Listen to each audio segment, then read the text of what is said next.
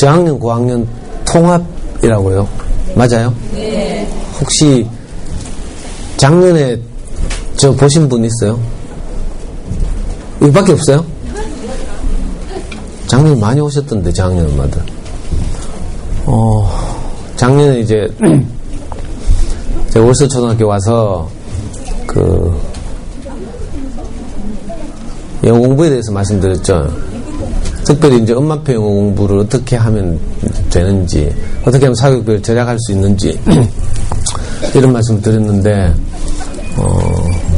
어머니들이 저를 뭐 좋게 보셨는지 하여튼 원래 또 불러주셨어요. 원래 교육청에서는 작년에 불렀던 사람 또 부르지 말게 하거든요. 들려요? 네. 안 들려요? 그건 관계없고요. 크게 말씀하시면 돼요. 제 말을 크게 하라고요?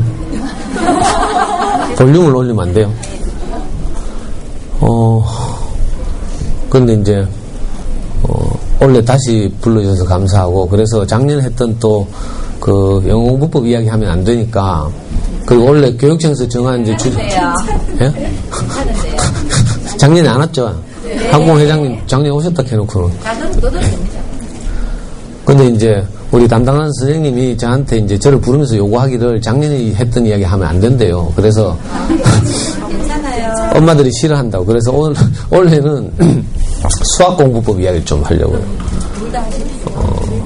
아니, 시간이 짧아가지고 이거 뭐 제가 기껏 해봐야 12시까지밖에 못하는데. 이렇게 뵙다 보니까 얼굴 읽은 엄마들도 많이 있네. 사실은 이제 우리 아이들이 잘 자라서 결국 이제 입시를 치르고 대학에 가고 또 사회에 진출하고 해야 되잖아요. 그런데 이제 그 과정에서 사교육비가 가장 많이 드는 과목은 영어지만 입시에서 가장 큰 비중을 차지하는 건 수학이에요. 그 수학이 대학을 결정하는데 사실 이게 쉽지 않죠. 그리고 아이들 키우다 보면 이제 가장 뚜껑 자주 열리는 때가 수학 공부 시킬 때죠. 맨날 열려요. 중증이에요, 중증.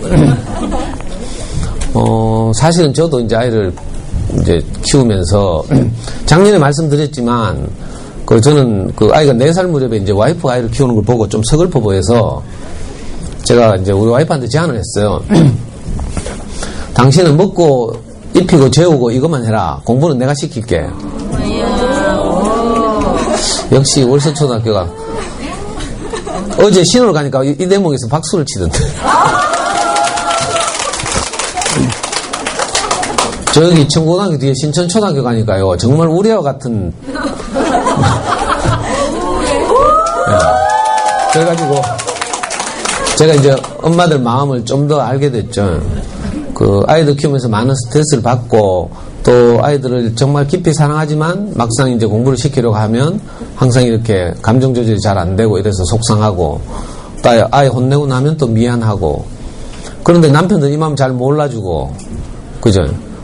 이래가지고 아무도 이렇게 마음을 잘 몰라주니까 속상하고 답답하고 이런 이제 그런 기분으로 아이를 키우고 있다는 걸 잘 알고 있어요. 저도 이제 아이를 그렇게 직접 키웠거든요.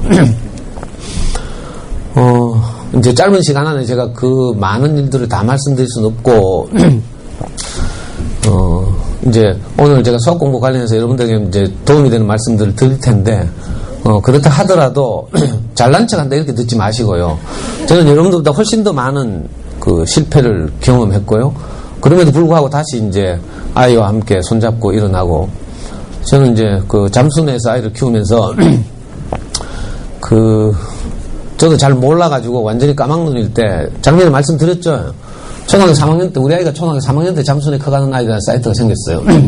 그때 막, 여러분들 초등학교 고학년, 중학생쯤일 때인데, 이른바 이제 PC통신 시대에서 인터넷 시대로 이렇게 넘어오면서 초기에 이제 자녀에게 관심 있는 엄마 아빠들 사이에서 홈페이지 제작이 유행이었어요.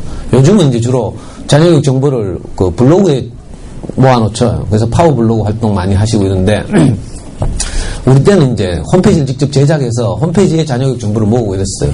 그래서 저도 올해 초등학교 3학년 때 홈페이지를 만드는데 이 잠수라는 대화명을 쓰는 어떤 아줌마가 나타나서 이분은 이제 아주 마케팅 능력이 뛰어나가지고 자기 홈페이지를 만들면서 우리 네티즌들 사이에서 홈페이지 이름을 공모했어요.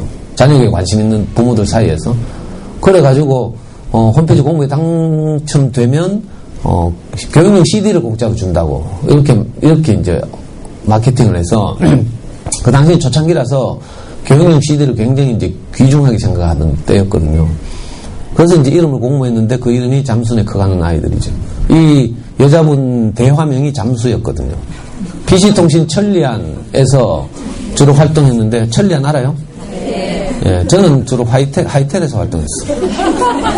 4대 PC통신이 있었죠, 그 당시에. 천리안, 하이텔, 나우누리, 유니텔.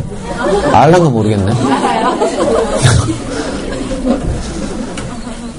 그 잠수님이 이제 그 당시에 제주도 사셨는데, 제주도니까 해녀들 많잖아요. 그 인터넷 용어 중에 게시판에서 눈팅만 하고 글 절대로 안 쓰고 댓글 절대로 안 다는 걸 보고 잠수 탄다 하죠.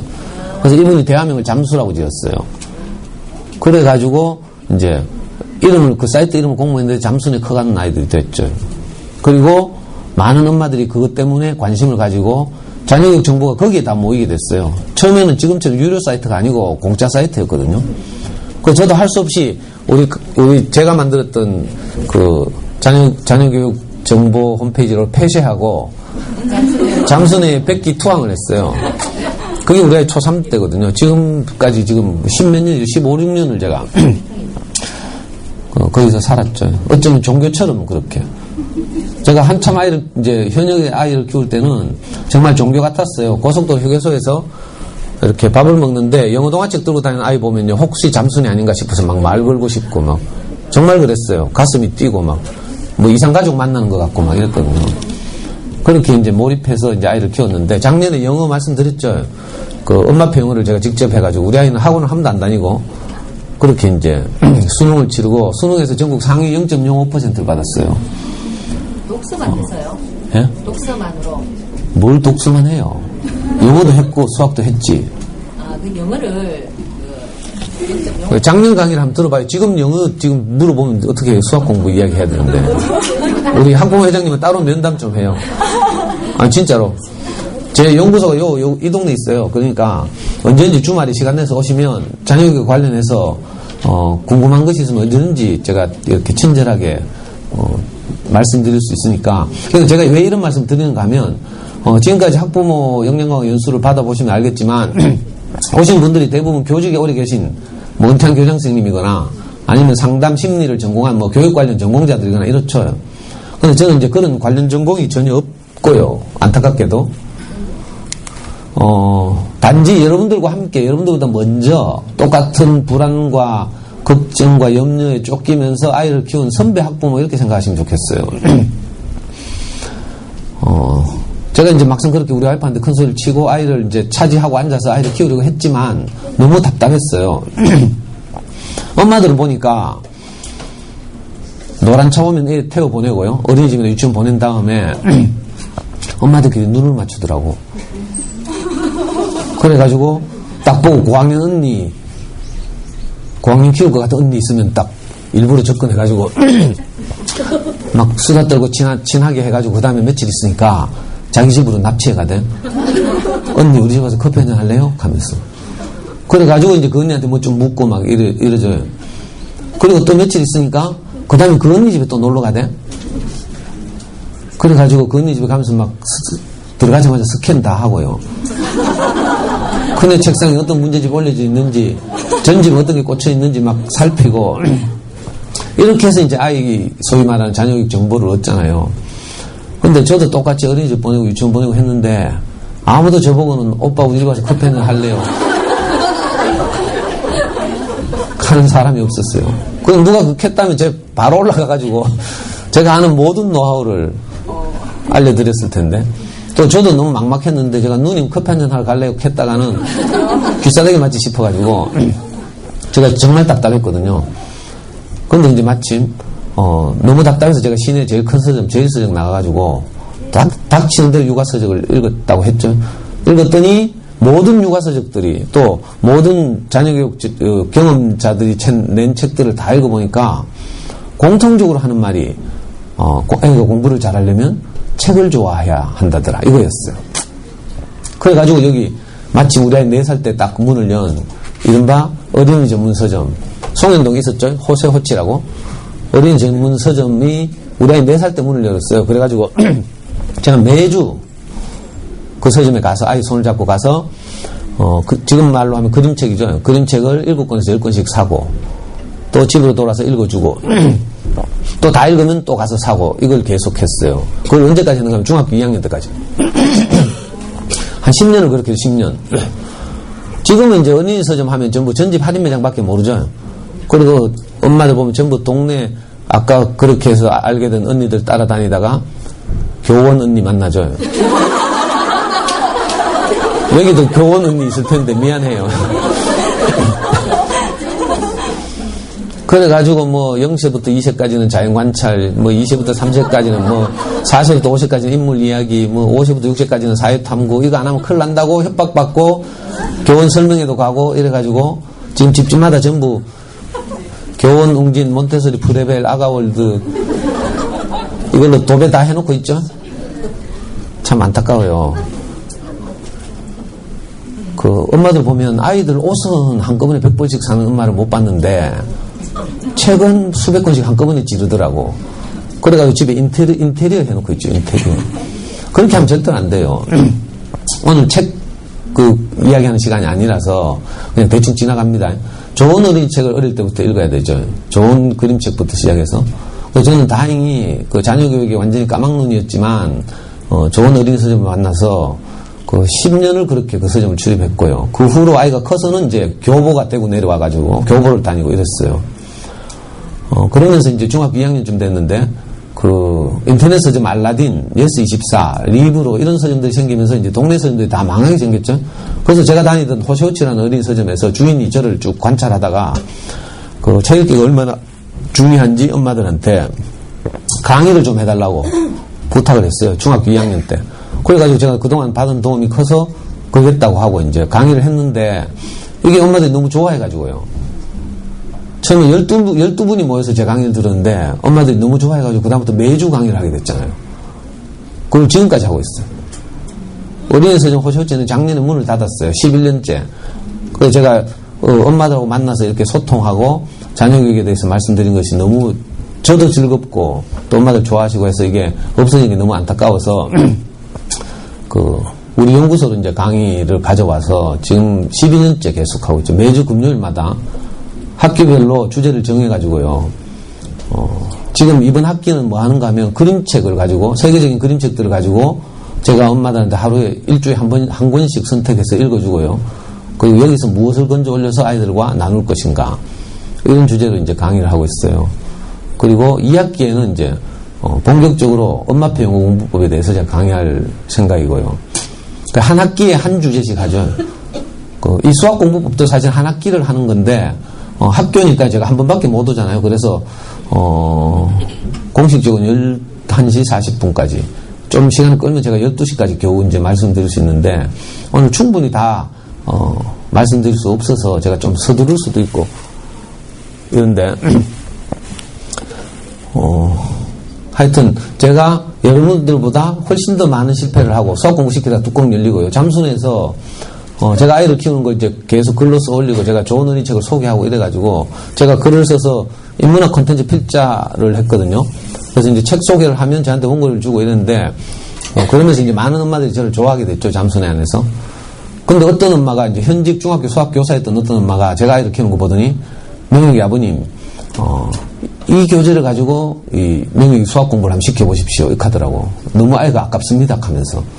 그때 초등학교 5학년 때 어떤 서울에 사는 중학교 현직 수학교사가 저한테 소개해준 그 문제집이 뭐였는가 하면 지금은 뭐 동네 학원도 개나 소나 다 이 책 하죠. 문제 해결 길잡이. 아이들의 생각하는 힘을 키우는데 가장 좋은, 그러나 아무나 할 수 없는 이런 교재죠. 그래서 제가 사실은 수학 공부도 영어도 그래, 엄마표 영어를 하는 것 잠순에 절대적 도움을 받았지만 수학 공부에 있어서 아주 결정적 도움을 받았어요.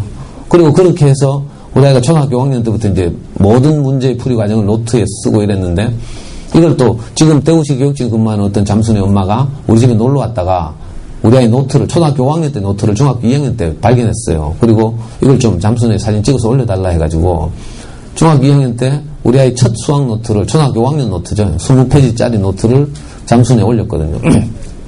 근데 잠순에 발칵 뒤집어졌어요. 그 잠순에 생긴 일이 처음으로 자기 아이의 노트를 이제 공개하기도 했고, 또 거기에 한 줄 피땀 흘려서 이렇게, 그죠? 그 문제와 싸워간 아이의 그 땀, 뭐 이런 흔적이 있잖아요. 그래가지고, 하여튼, 뭐 이런 얘기 하면 뭐, 하여튼, 그런 과정을 통해서 저도 큰 도움을 받았거든요. 그래서 사실은 저도 이렇게 넓게 보면 우리 사회에 도움을 받았고요. 또 저 자신도, 제가 아버지가 초등학교 2학년 때 돌아가시고 나서 우리 삼형제가 엄마 밑에서 컸는데 저는 초등학교 6군데를 전학 다녔어요. 그리고 엄마가 우리 삼형제를 키울 수 없어서 친척 집에 하나씩 보냈죠. 초등학교 4학년 때부터 저는 친척 집에서 컸는데 이런 과정을 통해서 이제 저는 중학교, 고등학교를 못 다녔어요. 초등학교 졸업하고 이제 일하러 갔죠.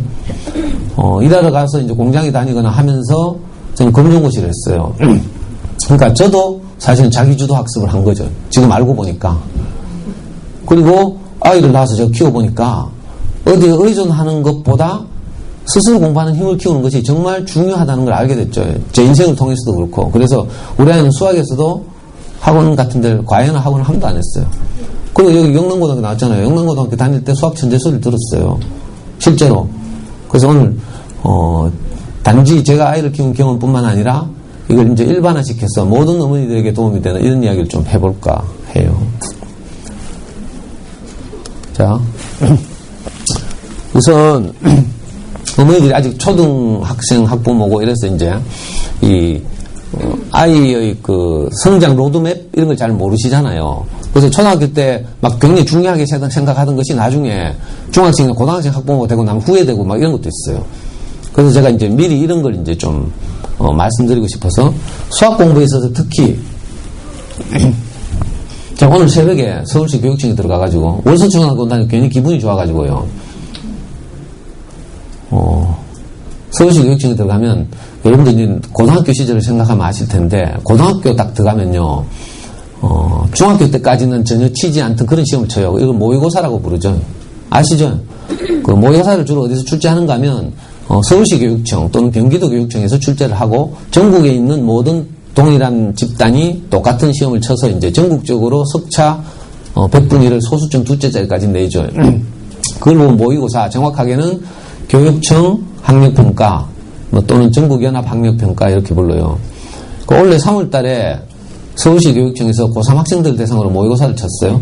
수능에 대비해서 연습하는 거죠. 자, 요게 밑에 있는 표예요. 올해 3월 달. 이건 이제 2해 전 3월 달이에요. 영어나 국어의 평균 점수와 비교해서 수학의 평균 점수를 주목하시라고 제가 이 표를 가져왔어요. 잘 보시면 고등학교 3학년이니까 이제 문과 이과로 나눠지죠. 옛날에는 2년 전에는 A, B형 했는데 지금은 이제 가형, 나형 이렇게 불러요. 자, 큰 차이 없죠. 자, 국어가 평균이 66점, 전국에 있는 요즘은 이제 뭐 60만 명이 잘 안 되더라고요.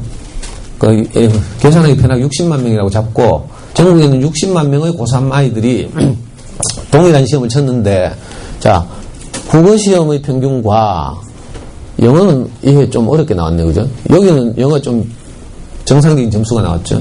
자, 영어나 국어에 비해서 수학의 평균 점수를 잘 보시면 형편없죠?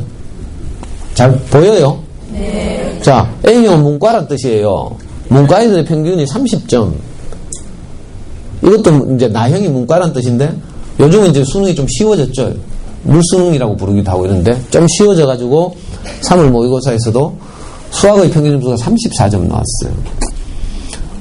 많은 엄마들이 그 수학 공부 때문에 골머리를 앓고 초등 고학년쯤 되면서부터 다 학원이나 과외를 붙이고 열심히 하죠. 그래서 중학교 때 가면 웬만한 애들 뭐 포기하지 않는 이상 한 7, 80점 이상 다 받죠. 7, 80점 받아도 별로 기쁘지 않잖아요. 그리고 정규권에서 노는 아이들은 뭐 100점 맞고 90 몇 점 맞고 막 이런데 신기하게도 그런 아이들이 자라서 고3이 됐어요. 고3이 돼가지고 수능이나 수능 모의고사를 치면 평균이 7, 80점이 아니고 30점이라는 거예요. 이 고등학교 학부모가 되지 않으면 잘 모르는 일이에요. 여기 특히 이 동네는 엄마들이 다 교육에 관심이 있고 뭐 신울성지구라고 해가지고 제가 조암초등학교 가니까 막 조암초등학교 총동창 회장님이 신울성 지구의 자부심에 대해서 얼마나 강조를 하시는지 막 수성구 이긴다 캐사코 막 겁도 없더라고. 수성구 범우사동에서 웃고 있어요. 물론 이제 이 동네도 많이 변해가지고 저도 뭐 이 동네 상인동 살아요. 그래서 늘 여기 다니고 여 라라 뭐 어쩌고 저쩌고 하는 뭐 여기서 제가 그 얼큰 얼큰 해물 스파게티인가 그거 아주 좋아해요. 저 단물 식당 많아요. 석정 여기도 좋아하고요. 만반도 좋아하고. 최선당에 가끔 상담할 때 최선당에서 상담하기도 하고요. 저 이제 한 동네 주민이라고 생각하시고요. 이렇게 이상하게도 그죠? 시간이 흘러서 아이들이 자라서 우리가 최선을 다했는데도 불구하고 수학 평균 점수를 보면 형편없어요. 뭔가 크게 잘못되어 있는 거죠. 그래서 지금 입시를 보고요. 수포자 입시 이렇게 불러요. 고3 아이들의 39%가 수학을 포기하고 있어요. 여러분들 수능 생각해봐요. 수능 쳤을 때. 여기 40세 안 되신 분들 다 수능 쳤죠? 수능 생각해보시면 80분인가에 30문제 나와요. 30문제. 30문제 나오는데 국어는요. 몰라도 우리말로 되어 있으니까 끝까지 막 애쓰고 풀다가 시간 모자라면 찍기라도 하는데 이놈의 수학은 찍지도 못해. 왜? 단답형 5문제 나오거든요. 오지선다형 25문제.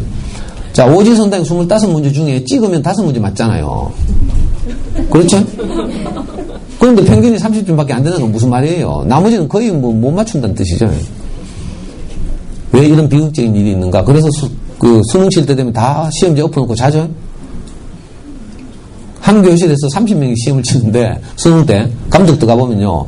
끝까지 눈 뜨고 앉아서 문제 푸는 애는 한 교실에 한 명 있을까 말까요? 비극적이죠. 근데 이 아이들이 중학교 때까지는 다 열심히 수학 공부를 해요. 아니지. 열심히 학원 다니지. 수학공부를 열심히 하는 게 아니고. 그래서 지금 수포자 입시 이렇게 불러요. 그 원인이 많지만 우리나라 수학 교육 과정에 내용이 너무 많이 들어있어서 아이들이 다 소화하기는 어려운 점도 있고요. 뭐 여러 가지 원인이 있는데 아이들이 물어봤어요. 왜 수학을 포기하게 되고 수학을 이렇게 골치 아파하는지. 그랬더니 수학에 관한 전반적인 인상이 그죠? 전부 부정적이죠. 긍정적인 말이 없고요. 다 부정적이에요. 예? 여기 보시면 이게 이제 커서 이제 이런데 초등학교 때는요. 화난 엄마 얼굴 이렇게 애들이 그렇게 대답해요. 그리고 저는 이런 애들 몇 명 만났는데 초등학교 3학년 여학생들 쯤 되면 엄마 수학 누가 만들었어? 왜? 하면 찾아가서 죽이고 싶어. 엄마들한테 너무 질려가지고 수학 때문에 우리가 뚜껑도 자주 열리고 그렇죠? 저도 애 문제 풀리다가요 성질 급하게 생겼죠. 틀리면 바로 발로 차고 머리 쥐어박고 이랬어요. 제가 철없을 때 젊을 때 그러다가 이제 이건 아니다 싶잖아요. 애한테 너무 미안하죠. 그래가지고 이제 그 다음에는 애가 잠들고 나서 채점을 했어. 저는 아이 초등학교 5학년 6학년 때 아까 말한 문제 해결 일잡이를 하루에 4문제씩 했거든요. 학교 수학은 그냥 가만히 놔둬도 잘하는 편이어서 문제 해결 심화 문제를 이제 하루에 4문제씩 1년 동안 꾸준히 했어요. 그런데 이제 그 4문제가 어느 날 애 자고 나서 채점을 했는데 4문제 다 틀린 거라. 제가 왜 이렇게 해요? 엄마도 많이 해봤는갑다.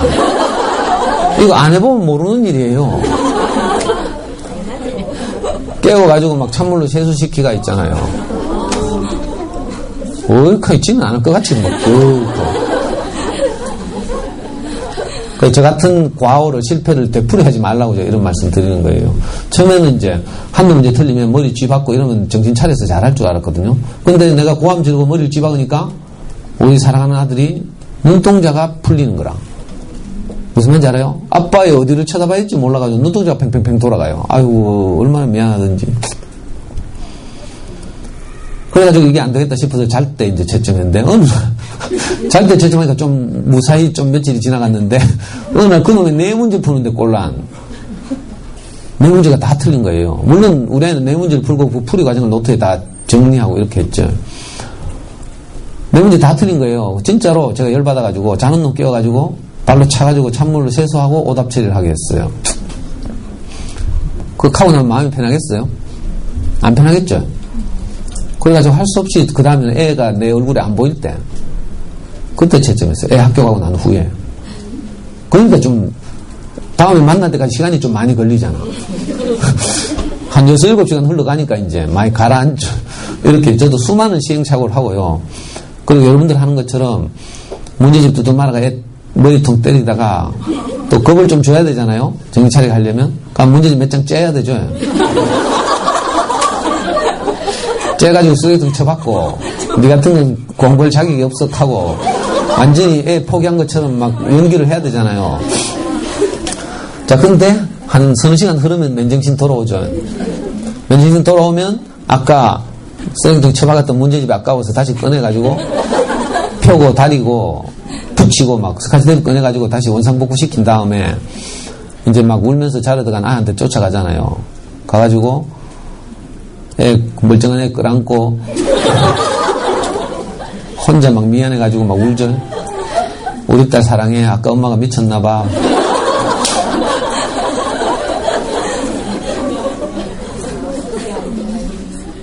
근데 아무도 이 마음을 모르는 거라. 그죠? 애는 멀쩡한데 사실 우리가 불안해서 그런 거잖아요. 그림책 마녀윈이라는 그림책인데 그거 보면 똑같은 장면 나와요. 마녀가 지가 좋아해가지고 까만색, 온 집안이 까만색이에요. 그 지가 키우는 고양이도 까만색 만들었어. 그런데 까만색이다 보니까 자꾸 걸려 넘어지는 거죠. 그래가지고 마녀가 마법을 부려서 고양이를 초록색 만들어요. 근데 잔디밭에 빨래 넣으러 나갔다가 또 잔디가 초록색이다 보니까 고양이 발견 못해서 또 고양이한테 걸려 넘어졌어. 그 마녀니까 열받아가지고 그 다음에는 이제 고양이를 막 알록달록한 이상한 색으로 만들었어요. 그랬더니 고양이가 자존감을 잃어가지고 저 나무 위에 올라가가 안 내려와. 온갖 다른 동물들이 막 말을 걸어도요 말도 안 하고 풀이 푹 죽어 있어. 그제서야 이 마녀윈이가 정신을 번쩍 차리고, 그죠? 자기 때문이구나 이걸 알고 고양이를 다시 까만색으로 돌려요. 그제서야 이제 고양이가 집으로 들어오는 거죠. 꼭 우리가 이 짝이죠. 마녀윈이가 누구예요? 고양이는 우리 사랑하는 아이들이고 고양이는 아무 잘못 없어요. 우리 유전자를 물려받았고 우리가 남편하고 사랑해서 아이를 낳았고 그 우리만큼 잘하고 있어요. 잘 자라고 있는데 우리가 불안해가지고요. 알 수 없는 불안감이 엄마들을 덮고 있죠. 특히 이렇게 아파트 밀집 지역 월서초등 한 10년 전부터 유명했잖아요. 요즘은 이제 좀 한물 갔죠. 미안해요, 한물 갔다 해서. 그게 아니라 좀 성숙해진 거죠, 사실은.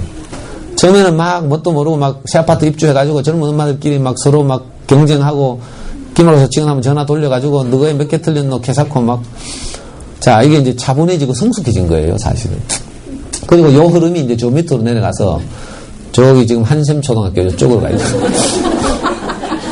우리 연구소가 한샘초등학교인데 있어요. 아이고. 엉뚱한 이야기 하지 말고 이제 수학 이야기. 그래서 아이들한테 언제 수학을 포기했냐고 물어봤어요. 그랬더니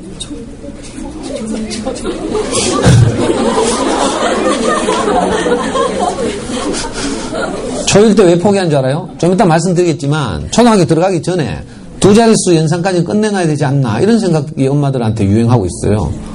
그래가지고 유아기 때 쓸데없이 연산시키다가 애들 벌써 수학에서 엎어지는 거죠. 그리고 이게 점점 쌓여서 중학교 2학년 되면 저 사춘기 때문에 포기하는 것 같죠. 사실은 그렇지 않고요. 물론 사춘기도 있지만 이미 초등학교 때 입은 데미지가 저때 쓰러지게 만드는 거라. 권투할 때요, KO 헤비급 같은 경우는 한 방에 쓰러지는 경우도 있지만 대부분의 경우는 계속 맞다가 이 데미지가 쌓여서 쓰러지는 거죠. 특히 우리나라 수학 교과 과정은 단선형 구조라고 해서요. 초등학교 1학년 때 배운 걸 2학년 때 다시 안 배워요. 2학년 때 새로운 내용 배워요. 또 3학년 때 새로운 내용 배워요. 겹치는 부분이 없어요. 근데 서양의 교육과정은 어떤가 하면 이 나선형 구조라고 해서 1학년 때 배운 것의 30% 정도는 2학년 때 겹쳐요. 그리고 나머지 새로운 내용을 70% 배우죠. 이렇게 나선형 구조로 교육과정이 짜여져 있는데 우리나라는 이 고등학교까지 그 교육과정 안에 많은 수학 내용을 담으려고 하다 보니까 그죠? 겹치는 부분이 없게 만들었어요. 그러니까 한 번만 빵꾸 나면 이거 회복할 기회가 없죠. 그리고 학원가에서는 다 선행학습하고요. 엄마들도 선행학습 안 하면 안 되고 막 진도 막 빨리 빼야 될 것 같고 막 불안하니까. 그러다 보니까 구멍 난 걸 메꿀 기회가 없이 어떻게 돼요?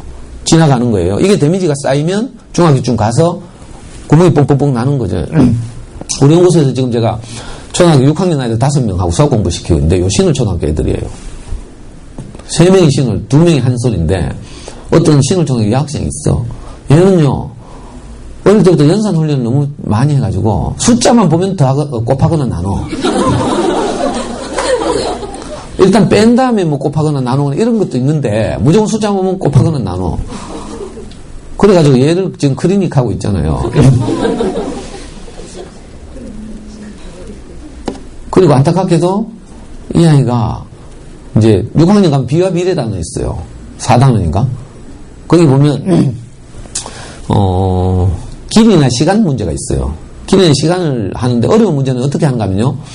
정육면체의 넓이를 구하는데 예를 들면 가로와 세로는 미터로 주고 높이는 센티미터로 줘요. 그럼 단위를 통일시켜야 되죠. 그러면 미터를 센티미터로 고치거나 센티미터를 미터로 고쳐야 돼요.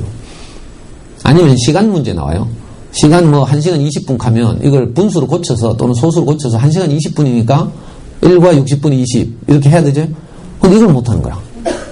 왜 그런 줄 알아요?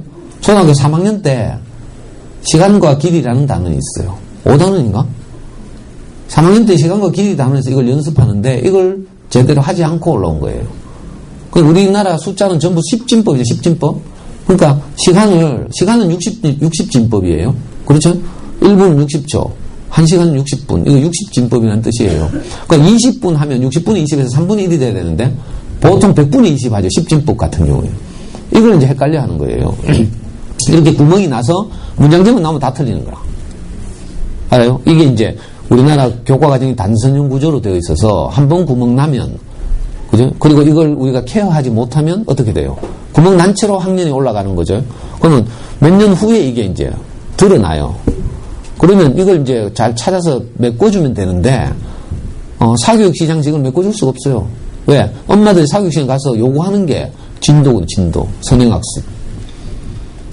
이런 비극적인 일이 있어요. 그래서 이제 이게 쌓이면 수학을 점점 어려워하게 되고 힘들어하게 되죠. 지금도 잠깐 언급했지만, 자, 이런 이유가 생긴, 그리고 고등학교 3학년 때 수능을 치면 평균이 30점에 불과한 이런 비극적인 일이 왜 벌어지는가? 이건 이미 아이들이 어릴 때부터 수학에 관한 엄마들이 잘못된 정보들을 유통하고 있기 때문에 그래요. 특별히 동네 언니들을 조심해야 돼. 미안해요. 요 아파트 커뮤니티에서 잘 살고 있는데. 근데 언니들도 잘 몰라, 사실은. 5학년, 6학년 언니들 뭐 알겠어요? 3학년, 2학년 동생들한테. 근데 주로 뭐라 해요? 5학년, 6학년 내가 여자애들 막 사춘기 오고 말 대꾸 하고 막 문 닫고 들어가고 이렇게 하니까 고학년 언니들이 후배들한테, 코치한테 뭐라 하는 줄 알아요? 야, 좀 있으면 말 안 듣는 시기가 온대. 말 잘 들을 때 돌려. 아주 훌륭한 조언이죠. 그럼 절대 안 돼요. 특히 이제 저학년 아이들은 성장이 너무 달라서 조심해야 돼요. 어떤 아이는 연상 같은 거 굉장히 잘해요. 빨리 받아들여. 어떤 아이는 굉장히 느려요. 이걸 인정하고 기다리면 돼. 성장이 그렇죠. 우리 연구소에는 저하고 그림책 가지고 인문학 수업을 하는 팀이 있는데 2학년 애들이에요. 작년 1학년 때 처음 만났어요. 4명이 한 팀인데 한 아이는 얘가 저 803 밑에 있는 공산초등학교예요. 벌써 이가리를 다 했어. 1학년 9월 달에. 근데 저기 만천동에 있는 중앙초등학교에서 오는 꼬마가 있는데 얘는 이거 하나도 안 빠졌어. 이렇게 차이가 나요. 지금도 보면 2학년쯤 되니까 한 뭐 6개, 7개 이렇게 이가리를 하고 있더라고, 평균적으로. 근데 어떤 아이는 벌써 이가리를 다 했어요. 야, 이거 행동 발달, 신체 발달만 그런 게 아니고요. 인지 능력에 있어서도 똑같아요. 어떤 아이는 천천히 자라죠. 어떤 아이는 빨리 자라요. 근데 시간이 흘러서 몇 살 되면 어떻게 돼요? 다 그건 자라 있어요. 그렇죠? 여러분들 아마 여기 있는 엄마들 어릴 때 보면 천양지차했을 거야. 근데 다 멀쩡하게 자라가지고 아가씨 돼가지고 다 시집 갔죠. 밥 다 할 줄 알죠. 이런 거라. 예를 들면 초등학교 때 엄마 대신에 뭐 청소하러 밥하러 가면 아마 잘하는 아이도 있고 굉장히 서툰 아이도 있었을 거예요. 근데 시간이 흐르면서 다 그렇게 된 거죠. 이걸 꼭 기억해야 돼요. 수학 공부에서 특히 어려워하는 아이들에게 절대로 밀어붙이거나 푸시하면 안 돼요. 잘못하면 탄력을 잃어. 저는 저학년 엄마들이 이 부분에서 실수를 많이 해요. 그러니까 우선 제가 제일 먼저 말씀드리고 싶은 게 뭔가 하면 수학 공부란 무엇인가, 수학 공부의 목표는 무엇이 돼야 하는가예요. 그런데 엄마들 이걸 잘 모르니까 엄마들도 다 이런 생각하고 있죠. 수학은 대학 갈 때만 필요하지 뭐 인생에 아무 도움도 안 되잖아, 이렇게 그렇게 생각하죠. 자, 이런 마음으로 아이를 키우면 절대로 안 돼요. 그러면 애들도 수학 공부 왜 해야 돼? 하고 막 그럼 수학 공부 해야 취직한단다 하면 나 취직 안 할래? 하고 막 그럼 할 말 없어. 나 대학 안 갈래? 해보면 할 말 없다니까. 그게 아니라 수학 공부를 왜 하는가 하면요, 수학 공부를 통해서 배우고 익힌 논리적 사고력, 수학적 사고력이 있어요. 이게 일생을 가요. 알아요? 중요한 일이 있을 때 지금 예를 들어 집을 살지 말지 여러분들 고민하죠. 그리고 정보도 얻고 하죠. 이걸 판단해야 되죠. 논리적으로 사고해야 돼요. 막 충동적으로 난 지금 집을 사고 싶어. 우리 집이 없었어. 지금까지 이사 다니고 너무 괴로웠어. 그렇다고 해서 지금 막 집값 내려가고 있는데 사는 엄마가 잘 없죠? 있나? 지금 막 집값 막 빠지고 있다 하더라고. 특히 대구 너무 많이 올라가가지고. 우리 집도요 1년 전인가 2년 전에 제가 화성파크 드림 사는데 그때 내가 3억 이랬어요. 지금은 막 4억 넘어가더라고. 근데 막 집값 막 내려가고 있어요. 이런 걸 이제 판단하는 거죠. 이게 논리적 사고력이에요. 논리적 사고력을 어디서 제일 잘 키울 수 있는가 하면 수학 공부를 통해서. 그래서 수학 공부를 통해서 논리적 사고력, 비판적 사고력을 키우는 거예요. 그게 일생을 가요. 우리가 삶을 사는데 중요한 결정을 할 때 다 이 논리적 사고력을 통해서 이성적 결정을 하는 거죠. 그래서 수학은 단지 대학 가는 데는 필요한 게 아니에요. 이걸 꼭 아이들한테 말해야 돼요. 그래서 수학 공부의 목표도 당연히 그렇게 돼야 되죠. 수학 공부를 통해서 뭘 키운다? 문제 해결 능력. 여기서 문제 해결이란 수학 문제만이 아니에요. 수없이 다가오는 이런저런 문제들. 아이들이 예를 들어서 학급에서 친구 관계를 어려워할 수도 있어요. 자, 이럴 때 어떻게 할까? 우리 아이가 친하게 지내들한테 왕따 당하고 있다는 소리를 들었어. 이럴 때 어떤 엄마는 바로 학교 뛰가서 업절. 어떤 엄마는 아주 지혜롭게 선생님한테 먼저 가서 상의하고 학교에서 어떤 일이 일어나는지 이렇게 하고 선생님의 코치를 받아서 어떻게 지혜롭게 뭐 생일 파티에 그 상대방 아이를 초대한다든지 뭐 이런 식으로 해결하는 수도 있어요. 이런 게 전부 생각하는 힘과 관계된 거죠. 그래서 수학 공부를 통해서 생각하는 힘을 키우는 것이다. 이걸 꼭 기억할 필요가 있어요. 그냥 단순히 초등학교 때는 두 자릿수 받아올리는 덧셈 얼마나 빨리 하는가 뭐 이렇게 잡고 있죠.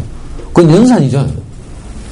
그게 수학의 전부는 아니에요. 수학의 기초이긴 하지만. 그래서 먼저 이 마음을 엄마들이 갖고 있어야 아이들한테 당당하게 말할 수 있어요.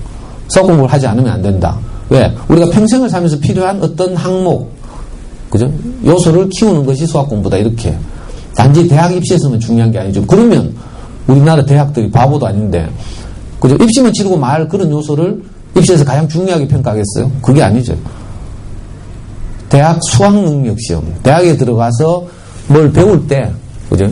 그걸 잘 배우고 받아들일 수 있는 능력을 평가하는 시험이 이른바 수능이에요, 수능.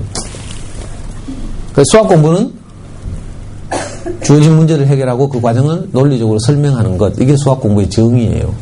이걸 요약하면 생각하는 힘 기르기 또는 문제 해결 능력 기르기. 그러니까 초등학교 때 이걸 해야 돼요. 지금 내가 아이와 함께 하고 있는 것이 우리 아이의 생각하는 힘을 키우는 것인지 아니면 노가다 하는 것인지 이걸 잘 가려야 되죠. 그래서 노가다는 최소한을 줄여야 돼요. 엄마들은 연산이 수학인 줄 알아요. 천만의 말씀이에요. 아까 말씀드린 것처럼 어린 엄마들 사이에 아이 처음 키우고 하니까 그죠? 산후조리원부터 이런 소리 돈다 하더라고. 초등학교 들어가기 전에 벌써 두 자릿수 연산을 끝내놔야 된다 하고 그죠? 이 굉장히 위험한 발상이죠. 아까 말한 것처럼 아이의 인지 능력의 성장이 다 다르기 때문에 이걸 고려하면서 아이를 키워야 해요. 벌써 아시네, 구몬이다 하면서. 자, 연산은요, 미국에서는 SAT, 미국에 수능 칠 때 계산기 쓰죠. 우리나라에서도 지금 일부 시범학교 초등학교 6학년 교실에서는 계산기 써요. 그리고 지금 6학년 교과서에 보면 인구 밀도 계산하는 이런 거 있어요. 숫자 큰 거. 이런 거 계산기를 사용하라고 갈로에 들어있어. 계산기를 준비하라고. 자, 우리나라 교육도, 수학교육도 이제 점점 선진화되고 있어요. 그래서, 연산이 기초이긴 하지만, 연산이 수학은 아니니까, 여기에 과도하게 목매면 안 돼요. 초등학교 4학년 때 큰 수 단원이 있어요. 그 이후로는 한 번도 안 다뤄요. 수능에서는 두 자릿수 곱셈도 없어요. 여러분들 해봤어요? 수능의 정답은 다 0, 마이너스 1, 2분의 1, 뭐 이런 거라. 알죠? 그 복잡한 거 없어요. 괜히 뭐 2학년 때 뭐 수학에서 100점 맞아가지고 옆집에 편내보다 내가 어깨 힘 좀 더 주려고 막, 이건 정말 아마추어적이죠, 아마추어적. 길게 봐야 돼요, 길게. 당장 옆집 편내보다 내가 좀 어깨 힘 더 주고 뭐 엘리베이터에서 만났을 때 뭐 좀, 이게 아니고, 이게 확산되면 어떻게, 좀 더 자라나면 어떻게 되는 줄 알아요? 초등학교 때 올백 뭐 이런 데 관심 가지는 거라. 초등학교 때 올백 맞는 것처럼 바보 같은 짓이 없어요. 미안해요. 올백 맞으려고 기말고사 곧 6월 말에 있잖아요. 왜 그런 줄 알아요? 초등학교 때 올백을 맞는다는 말은 여러 군데 정력을 분산한다는 말이죠. 무슨 말인지 알아요? 여러 과목들에 다 신경을 쓴다는 말이에요. 근데 정작 중요한 건 그게 아니라 국영수죠, 국영수. 초등학교 때로 말하면 책 읽기. 그죠? 국어학습지 하라는 말이 아니에요. 국어학습지 하는 건 마치 국 끓여가지고 MSG 태우는 거하고 똑같아요. 문제풀이 기술을 배워서 한 문제 더 맞추는 거지. 자, 당장의 입맛은 더 있죠. 식당에서 MSG 태워가지고 주면 당장 맛있어요. 그런데 집에서 찌개나 국 끓이면서 MSG 태우는 엄마들 없죠? 왜? 장기적으로 우리 사는 가족의 건강을 해치니까. 이거하고 똑같아요. 그러니까 올백 만드는 건 분산한다는 뜻이에요. 당장 한 문제 더 맞추는 데서 희열을 느끼는 거죠. 등수도 올라가고. 이게 정말 짧은 생각이에요. 짧은 생각. 자, 그 시간에 국어학습지 다 끊고 뭐 해야 돼요? 좋은 어린이 책을 읽어야 돼요. 읽어줘야 돼. 저학년 같으면 특히 읽어줘야 되고요. 그게 장기적으로 아이들이 생각하는 힘을 자라게 하는 거죠. 뭐 오늘 책 읽기 강의가 아니라서 다음 주에 한샘초등학교에서 제가 책 읽기 강의 할 거예요. 그때 한번 놀러와 보세요. 혹시. 진짜로. 아니, 우리 아이가 지금 26 청년인데 연세대학교 경영학과 4학년 다녀요. 제가 옛날부터 이제 니는 법률가가 되라고 계속 꼬셨어요. 제가 이제 경대법대를 나왔는데, 저는 이제 중고등학교 못 다녀서 이미 기초가 없죠. 그리고 대학 때 가가지고 내가 사법시험 공부를 해야 되는데, 운동권이 됐어요. 그러니까 제가 30대 중반까지 맨날 국가보안법 위반하고 막 도망다니고 수배 다니고, 이러느라고, 저는 사법시험 공부를 할 기회를 놓쳤어요. 그리고 우리 애 보고 계속 이제 내가 제 꿈을 투영한 거죠. 근데 애가 절대 말을 안 듣는 거라. 얘는 지금 뭐 글로벌 기업 들어가겠다고요. 무슨 영국계 컨설팅 회사 들어가겠다 해서고 뭐 일본에 무슨 뭐 들어가겠다 해서고 이렇게 하고 지금 취직 준비하고 있어요. 근데 아빠가 하도 로스쿨 하니까 미안해가지고 작년에 로스쿨 입문시험이라는 걸 쳤어요. 우리나라 아이들, 문과 최상위권 아이들 중에 뭐 CPA 하는 애도 있고, 뭐 고시 공부하는 애도 있고, 교수 가는 애들도 있지만, 로스쿨도 많이 가겠죠.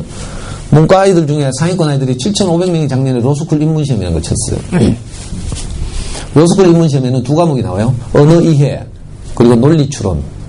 언어 이해는요, 수능의 비문학 영역.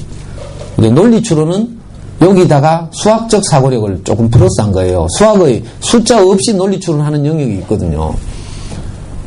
그 영재 선발시험 같은 거 칠 때 왜 추리하고 뭐 이런 거 있죠. 이 두 과목 35문제씩 각각 나왔는데 저한테 말도 안 하고 애가 이제 작년 여름에 이 로스쿨 입문시험을 치러 갔어요. 제가 일요일날 교회 앉아 있는데 카톡이 왔어. 뭐라고 한줄 알아요? 아빠 시험이 왜 이렇게 쉽노? 다 맞을 것 같아. 이렇게 하는 거라. 그래서 제가 초등학교 때 보면요 꼭 시험 쉽다 하는 애들 채점이 오면 70점이에요. 그렇죠? 시험 쉽다 하는 애들 아직 개념이 없어. 그래서 채점 해보면 다 70점이에요. 근데 막 이거 틀렸을 것 같아 막 하면서 막 이렇게 하는 애들 보면 95점 아니면 100점이라니까. 그래서 제가 그 생각이 나서 아이고 하면서 이렇게 했거든. 근데 우리가 진짜로 그 교육과정, 한국교육과정평가원이라고 있거든요. 국가 모든 시험을 관장하는 기관. 거기 홈페이지 들어가서 발표날 그걸 딱 캡처해가지고 저한테 보내왔어요. 보니까 그 대학을 졸업하고 로스쿨을 가려고 하는 아이들, 이 작년 7,500명 시험 쳤을 거 아니에요. 그러니까 대부분 상위권 아이들이죠. 최상위권 아이들이에요, 사실은. 최상위권 아이들 7,500명이 시험을 쳤는데, 그 중에서 상위 1.8%가 있어요. 등수로 120등. 서울대 로스쿨 정원이 160명이에요. 연세대 고려대 정원이 120명씩, 한양대 성균관대 정원이 80명씩. 이 로스쿨이에요. 경북대학교 로스쿨 올 때 이 로스쿨 입문시험 점수가 105점에서 110점이면 경북대학교 로스쿨 와요. 물론 로스쿨 점수만 있는 게 아니고 그 외국어 점수도 있고 학점도 있고 면접도 봐야 되고 하지만 로스쿨 입문시험 성적이 그렇다는 뜻이에요. 그런데 우리는 그 시험에서 작년에 137점을 받았어요. 안 놀래네. 감이 없네, 감이.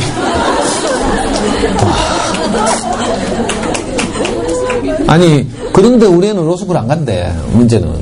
제가 무슨 말씀을 드리고 싶은지 알아요? 애가 그 시험 결과가 발표 나와서 저한테 카톡이 왔어요. 뭐라고?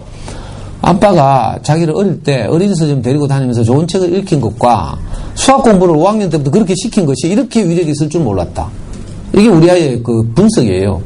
로스쿨 입문시험이라는 것은 교과서가 없는 시험이에요. 무슨 말인지 알아요? 교과서를 집필할 수가 없어. 그 수험생이 지금까지 어떻게 자라왔는지를 그냥 어느 영역에서, 논리적 사고 영역에서 어떻게 자라왔는지를 그냥 평가하는 시험이라서 교과서가 없어요. 제가 무슨 말씀 드리는 거예요? 장기적으로 보고 그 무엇을 잘하게 하는 방식으로 아이를 키워야 한다 이거예요. 이런 고급 강의는 어디 가도 없어요. 제가 말하고 나서도 고급스럽네. 근데 이렇게 하고 있으면 되겠어요? 이건요, 하루에 10문제만 하면 돼, 10문제. 그것도 수학 못하는 애들. 수학을 잘하잖아요. 반에서 1, 2등 하고 학교 단평가면 100점씩 특징 맞아요. 이런 애들은 연산 안 해도 돼요. 괜히 연산을 질리게 하지 말고. 수학을 좀 어려워하고 이런 애들은 그래도 조금씩 해야 되는데 한 10문제만 하면 돼요. 10문제를 해서 7문제 맞잖아요? 그러면, 그 단어는 아는 거예요. 지나가면 돼. 예를 들어서 두 자릿수 받아올림 있는 덧셈을 했어요.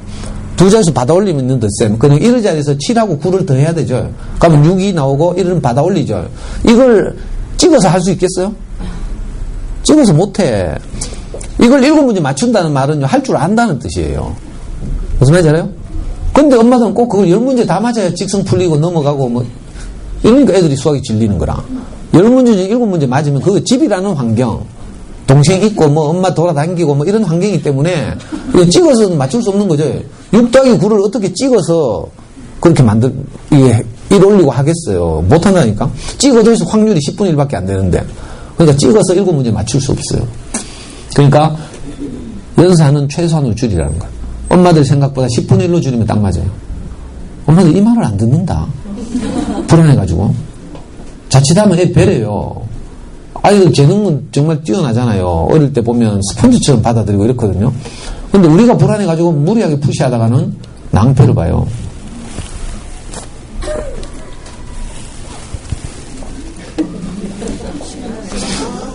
내가 차마 이거 여기다 내가 가져놨어요. 아니 얼마나 훌륭한 학습지인지 엄마한테 이 초시계를 내주더라.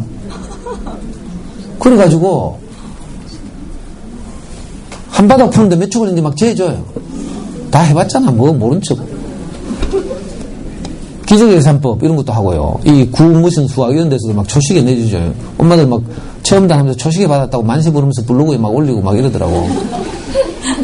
이게 전형적으로 아이를 키우는데 100m 달리기 한 것 같은 거죠. 우사인 볼트 뛰듯이. 100m 달리기 할 때는요, 몇 발짝 안 뛰면 승부가 나기 때문에 어떻게 해야 돼요? 출발부터 긴장해야 돼요. 스타트 할 때 막. 근데 이게 만약에 마라톤이라면, 출발할 때요, 뭐랄까노, 단거리 경주 선수들 뭐 발에 디디는 거 있죠. 스타팅 블럭이라고 있어요. 그거에 발 디디고 있다가 총 쏠 때 막 바로 튀어 나가려고 막 아주 긴장해가지고. 마라톤 출발할 때 어쩐 줄 알아요?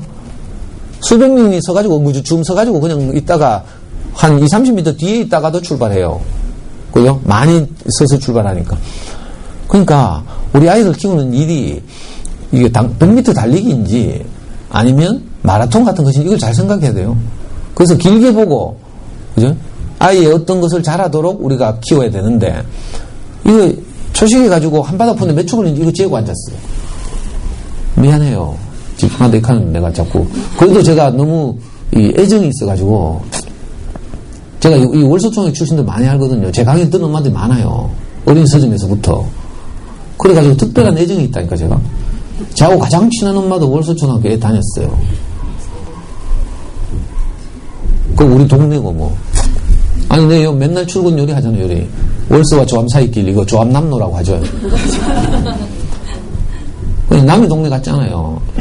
근데 여기서 원래 이 동네 학교 내 다 간다? 벌써 조암에 갔다 왔죠. 어제 신월 갔다 왔죠. 2학기 되면 월암 가죠. 또 뭐 있네, 이 동네.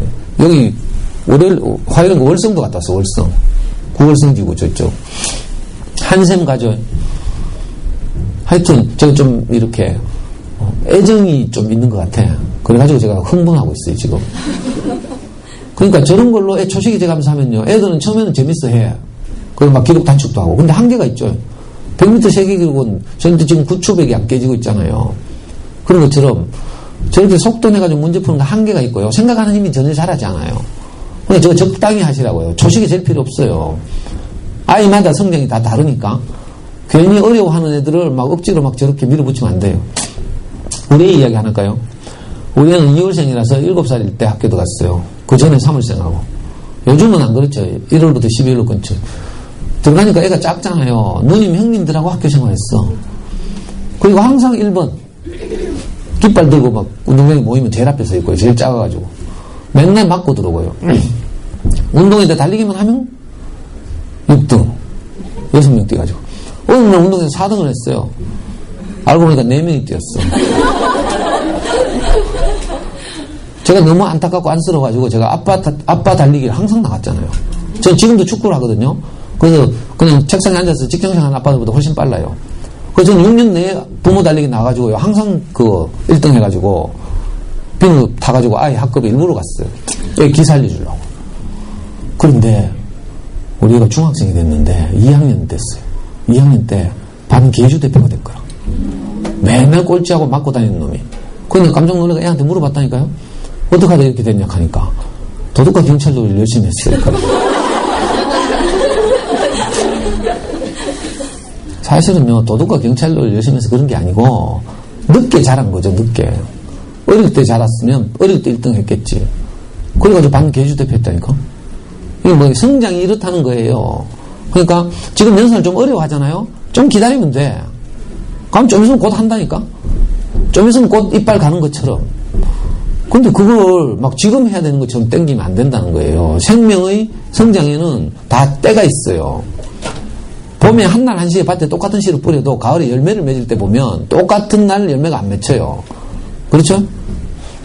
조금씩 그 떨어진 위치가 다르기 때문에 토양도 조금씩 다르죠. 그래서 첫 열매가 맺히는 제일 빨리 맺히는 것도 있지만 결국은 어떻게 돼요? 조금 늦게 맺히는 것들까지 해가지고 나중에 한 보름 지나면 다 거기가 포도밭이 돼 있고요. 복숭아밭이 돼 있고 이렇죠. 우리 아이들이 자기만큼 자라니까 그걸 조금 기다려주면 돼요. 근데 엄마들이 요놈이 기다려주는 거 제일 못하더라고. 뭐 켜놓고 했나 하고 5초 만에 한 번씩 확인하죠. 이걸 꼭 기억했으면 좋겠어요. 초등학교 때는요, 연산이 대부분이에요. 1학년 때 90%. 그렇죠?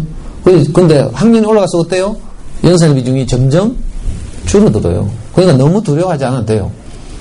아까도 말씀드린 것처럼 실제 수능에서는 2자릿수 곱셈도 안 나온다. 그리고 수능에 단답형 5문제 있잖아요. 단답형 5문제를 찍어야 되잖아요.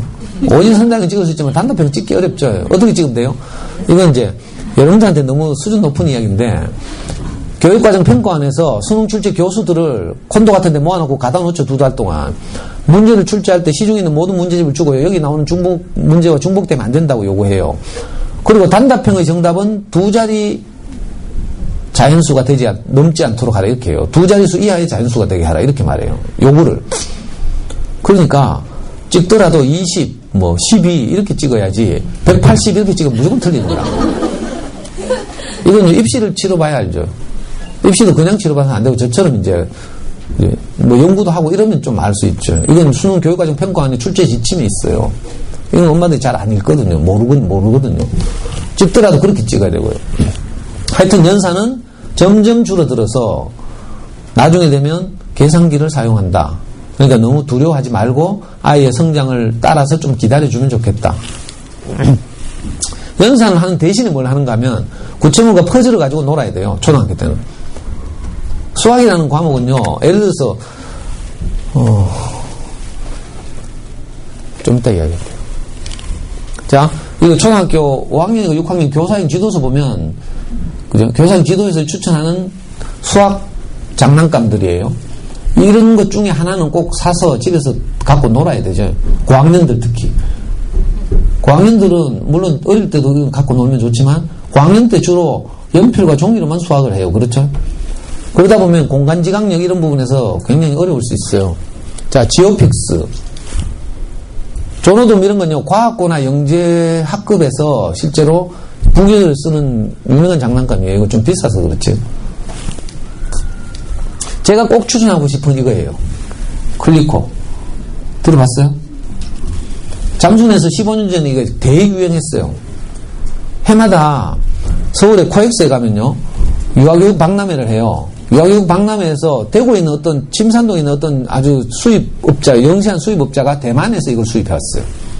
그래가지고 출품을 했는데, 잠순에 어떤 엄마가 코엑스에 가서 보고 발견해가지고 자기가 산 다음에 바로 사진을 찍어서 잠순 게시판에 15년 전에 올렸어요. 보자마자 이거다 싶어가지고. 그럼 우리도 보자마자 이거다 싶더라고. 그래가지고 엄마들이 선착순 뛰어가지고 그 부스 동이 났잖아요. 저는 뭐 아무래도 찾을 데가 없어가지고 제가 그 수입업자, 침산동에 있는 수입업자한테 직접 찾아갔어요. 그래가지고 거기 있는 거 판명이 아니라 지금 샘플을 보관하고 있던 거 제가 뺏어왔다니까. 이게 그 전설적인 클리코. 평면도형, 입체도형 이런 걸 만들 수 있는 아주 창의적인 장난감이에요. 레고처럼 뭐 정형화된 뭘 만들라는 게 아니고요. 그냥 연결할 수 있는 여러 가지 이제 도형들과 연결 잭들이 있는데 이걸 가지고 아이들이 창의적으로 뭘 만들어보는 놀이를 하는 거죠. 이거 가지고 오만 네이버에 클리코라고 검색해봐요. KLIKKO 클리코. 검색해보시면 온갖 동영상 이런 게 올라와 있어요. 아마 제가 지금까지 강의를 하면서 수많은 그 교구들을 추천했는데 가장 욕안 먹은 교구예요. 아, 이거 진짜 좋은 거라니까. 후회 안 할 교구죠. 안 살라면 말고 뭐. 자, 초등학교 1학년 같으면 초등학교 1학년 교과 중에 뭐 나와요? 수 가루기, 수 모으기 오죠. 5를 뭐 나누고 모으고 하는 거 나오죠. 자, 그걸 연필과 종이로 아까 구몬수학 하듯이 하면 안 되고 할리갈리 이거 하나 사면 돼요. 할리갈리 알아요? 네. 여기 보시면 요 카드 있잖아요. 가족들이 게임할 때 이걸 엎어놨다가 차례대로 뒤집는 거죠. 그러다가 같은 과일의 개수가 5 같으면 먼저 중앙에 있는 종을 치고 엄마 아빠 카드 다 가져가는 게임이라. 할리갈리 이건요, 초등 3, 4학년들도 많이 해요. 저는 이 동네 사는 아이들, 저하고 제 강의를 듣고 친한 아이들 집에 놀러 가면 꼬마들이 3학년, 4학년 애들도 저하고 이거 하거든요. 그럼 목숨 걸고 하죠. 자, 이거 하다 보면 저절로 수 모으기, 5 수 모으기가 돼요. 수라는 건요, 굉장히 추상적인 거예요. 5라는 숫자, 이건 약속이죠, 약속. 아라비아 숫자 5는 약속이에요. 사실은 일상생활에서 손가락 5개, 그죠? 뭐, 사탕 5개, 과일 5개, 이걸 이제, 이런 아라비아 숫자로 표기하기로 한 거예요. 그래서 아이들이 아직 어리고 우뇌 중심의 활동을 하기 때문에, 그죠? 이 구체적인 현실을 추상적인 숫자로 표현하는 것이 굉장히 어려워요. 이게 무슨 말인지 몰라. 하나 더 큰 수, 이게 뭔지 몰라가지고 애들 헤매잖아요. 알아요? 1 더 큰 수가 무슨 말인지 잘 모르고 막 이렇게 한다니까. 이게 추상적이라서 그래요. 그래서 저학년 때는 가급적이면 구체물을 가지고 놀아야 돼요. 그래서 애들 연산할 때 구체물 가지고 오라고 하지, 학교에서. 준비물. 옛날에 제가 아이 키울 때 바둑을 가지고 오라고 하더라고. 그리고 나뭇가지나 성냥개비. 이거 가지고 조작하잖아요. 요즘은 이제 학교가 친절해서 교과서 뒤에 막 뜯어서 하는 이런 것도 막 있고, 그렇죠? 그리고 문방구 가면 수막대 같은 거 팔죠. 이런 걸 가지고 구체적으로 조작을 해야 돼요. 그래서 이런 구체적인 것들이 추상적인 숫자와 어떤 관련이 있는지, 이거 1:1 대응이라고 하는데, 1:1 대응을 계속 훈련해야 되죠. 근데 어떤 엄마들 보니까 애가 합해서 5 이런 거 하려고 하니까 어렵잖아요. 구체물이 없어. 학습지 집에서 할 때. 그래가지고 엄마 몰래 밥상 밑에 손가락 집어넣어가지고 손가락으로 꼬물꼬물 하고 있어요. 근데 엄마가 그걸 발견했어. 그래서 자로 막 손가락 때리면서 막 손가락 쓰지 말라고 하면서 머리로 하라고 머리로 이렇게 하고 있어.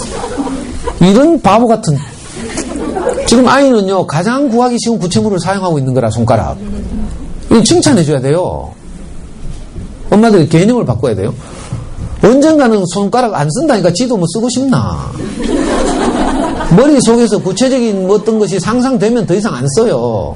아직 어려서 손가락이랑 구체물 가지고 꼬물꼬물 하면서 이렇게 움직이는, 이게 구체물을 사용하는 거예요, 사실은. 애는 굉장히 창의적으로 이렇게 수학 활동을 하고 있는 거죠, 지금. 이런 걸 사용하면서 애 생각하는 힘이 자라요. 근데 이걸 뭐 손가락 쓰지 말고 때리면 어떡해? 무슨 말인지 알아듣겠어요? 그 초등 1학년 같으면 할리갈리 이거, 할리갈리 클래식. 할리갈리도 뭐 버전 업된 게 많아가지고 뭐 이상한 룰 들어오고 뭐 돼지 들어오고 뭐 이래가지고 뭐 복잡해졌어요. 할리갈리 클래식. 저런 거 베스킨라빈스 같은 데 가끔 행사할 때 나눠줘요. 아이스크림 사면 뭐 주기도 하고 뭐. 이게 뭐예요? 지오보드죠, 지오보드. 초등학교 2학년에 나오죠? 아나? 모르죠? 2학년 교과서를 봐야 알지. 자, 지오보드예요. 지오라는 말은 지오메트리, 기하라는 뜻이고, 보드는 판이라는 뜻이에요. 저기 플라스틱 돌기가 튀어나와 있고, 저기다 고무줄을 걸어서 여러 가지 도형을 만들어 보는 거예요. 아주 중요한데, 우리가 옛날에 초등학교 6학년 때, 교육감님이 새로 부임을 해와가지고, 그 교육감님이 신상철 교육감님인데, 가장 강조한 게 창의력이었어요. 그래서 이분이 부임하자마자 대구광역시 창의력 경진대회를 열었어요. 그때 당시 초등학교가 대구에 190개 있었는데, 각 학교 대표 한 명씩 불러가지고, 대구 교대 모아놓고, 대구 교대 교수들이 문제를 8문제 내고, 이걸 이제 해결하는 거죠. 거기 수학이 2문제가 나왔어요. 그 중에 한 문제가 이거 나왔어요. 지오보드에 요 튀어나온 돌기를 10개를 딱 만들어 놨어요. 어떻게 만드는가 하면, 요 가로 세로 1이 되게 9개가 딱 이렇게 있고요. 정사각형으로 9개. 그리고 요 가운데 요 위에 1개, 이렇게 10개. 무슨 말인지 알겠어요? 10개를 딱 만들어 놓고 여기다 고무줄을 걸어가지고 삼각형의 넓이가 2가 되게 최대한 많은 고무줄을 걸어라. 이런 문제가 나왔어요. 자, 요렇게 있고 있으니까 밑변이 2고 높이가 2면 넓이가 2가 되죠. 밑변 곱하기 높이 나누기 2. 그런데 제가 이거 그러니까 한 9개까지 걸겠더라고. 이쪽은. 이 문제의 핵심은 뭔가 하면요. 그 위에 튀어나온 하나의 돌기. 이게 좀 불규칙하죠? 요걸 잘 활용해야 많이 거는 거라. 근데 우리 애는 저 갔다 와서 15개 걸었다 하더라고. 그리고 애가 요 발표날을 기다려. 우리는 사교육 안 받았다 했죠. 학원이나 뭐 했는데 영재교육 이런 거 받은 적이 없어요. 그냥 좋은 어린이책 읽고, 저하고 같이 수학 공부, 문제기술 기잡을 가지고 꾸준히 하고 이랬는데, 거기 대구 광역시에서 주최하는 대회니까 대구에 있는 소문난 영재들 다 왔을 거 아니에요. 그때 영재들 어디 다 있었는가 하면 경북대학교 영재교육원. 요즘은 교육청 영재교육원도 있죠. 남부교육청 같으면 20명, 60명 뽑죠. 4학년부터 60명 차례대로 뽑아요. 5학년부터요? 4학년부터인데? 3학년 교육 방학 때부터 뽑아요. 5학년부터 뽑아요? 그래요? 그래요? 어우, 씨, 우리 때하고 다르네. 요즘은 그러고 학교마다 영재학급 만든다고 뭐 난리더라? 쓸데없이.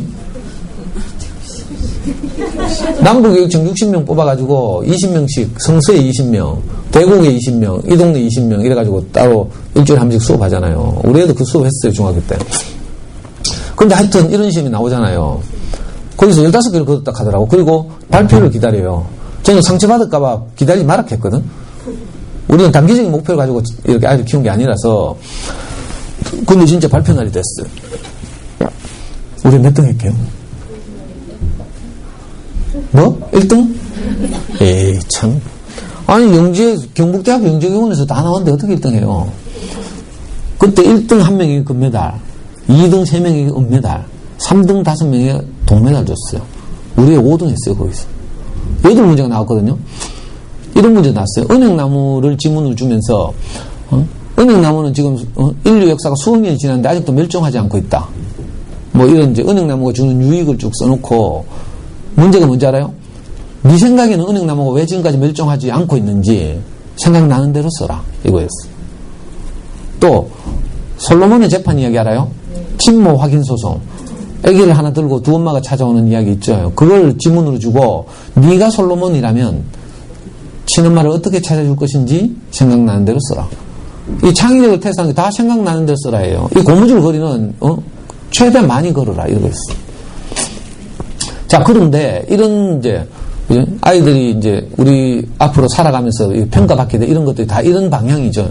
근데 아까처럼 이상하고 단순한 이런 거 해서 안 되죠. 숫자 막 그냥 연필 들고 계산하고 이렇게 해서는 안 돼요. 창의적으로 이제 잘할 수 있도록 저학년 때 특히 이런 걸 많이 해야 되죠. 지오보드예요. 문방구 가면 다 팔아요. 이런 거 가지고 실제로 걸어가면서 구체적인 작업을 해야 돼요. 이거 안 하면 나중에 어떻게 되는 줄 알아요? 중학교 가서 각 구하는 문제 나와. 각을 구하려면 보조선을 잘 꺼야 되거든요. 눈이 보이는 거 구하는 건 다 해, 기본적으로. 근데 보이지 않는 보조선을 꺼서 어떤 각을 찾아내야 되는데 이런 거 하려면 이걸 자꾸 작업해봐야 그냥 머릿속에서 이 상상력이, 창의력이 자꾸 자라는 거죠. 이건 뭐예요? 다 아시죠? 유아기나 초등 저학년 때 칠교놀이를 가지고 많이 하죠. 워크시트 가지고 만들어보고 이런 게 아주 중요해요.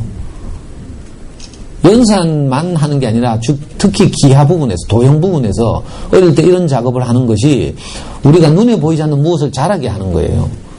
이런 걸 소홀히 하면 갈수록 어려워져요. 나중에 되면 고학년 되면 도형 돌리기, 도형 뒤집기 뭐 이런 거 나와요. 그 도형을 많이 다뤄봐야 되죠. 근데 여학생들 보면 인형 옷 갈아입히고 색칠하고 이렇게 하다 보니까 도형을 거의 만지지 못하고 자라죠. 그래서 이 여학생들 수학에서 고전해요.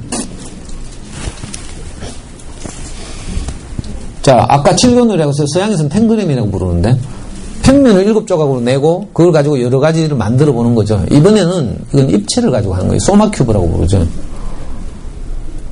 이런 걸 이제 많이 가지고 놀아야 되죠. 소마큐브도 이제 워크시트가 있어서 정육면체만 만드는 게 아니라 이 그림에 보이는 것처럼 인터넷에 찾아보면 워크시트 많아요. 이런 거 프린트해서 다양하게 만들어 보는 거죠. 저는 아이를 키울 때 방학 때 같은 때 이런 거 했어요. 자, 이 모양을 누가 먼저 만드는 거 하는 거죠. 우리 아이가 만들면 자기가 동그라미, 제가 만들면 세모, 엄마가 만들면 꽃표 이래가지고 서로 경쟁적으로 이렇게 서로 먼저 만들기 놀이를 했다니까. 이런 다양한 모양을 다 이걸로 소마큐브로 만들 수 있어요. 그리고 나중에 우리 장모님 돌아가시기 전에 제가 장모님한테 소마큐브를 선물했잖아. 예, 치마 예방에도 좋아요. 그래서 제가 일부러 소마큐브 상자에 들었거든요. 상자에서 쏟아가지고 딱 드렸어. 갈 때 담아가시라고. 그랬더니 우리 장모님 막 식탁에서 낑낑하지만 한 20분 지나니까 맞추대. 그래가지고 시골에 들고 갔잖아요. 이 유명한 장난감이죠, 이것도. 이건요, 하노이 탑이라고 불러요. 베트남에 하노이라는 도시가 있죠. 거기 무슨 사원이 있다는데, 거기 뭐 어떤 전설이 흘러내려오는데, 거기서 이제 비롯돼가지고 만든 유명한 수학교구죠.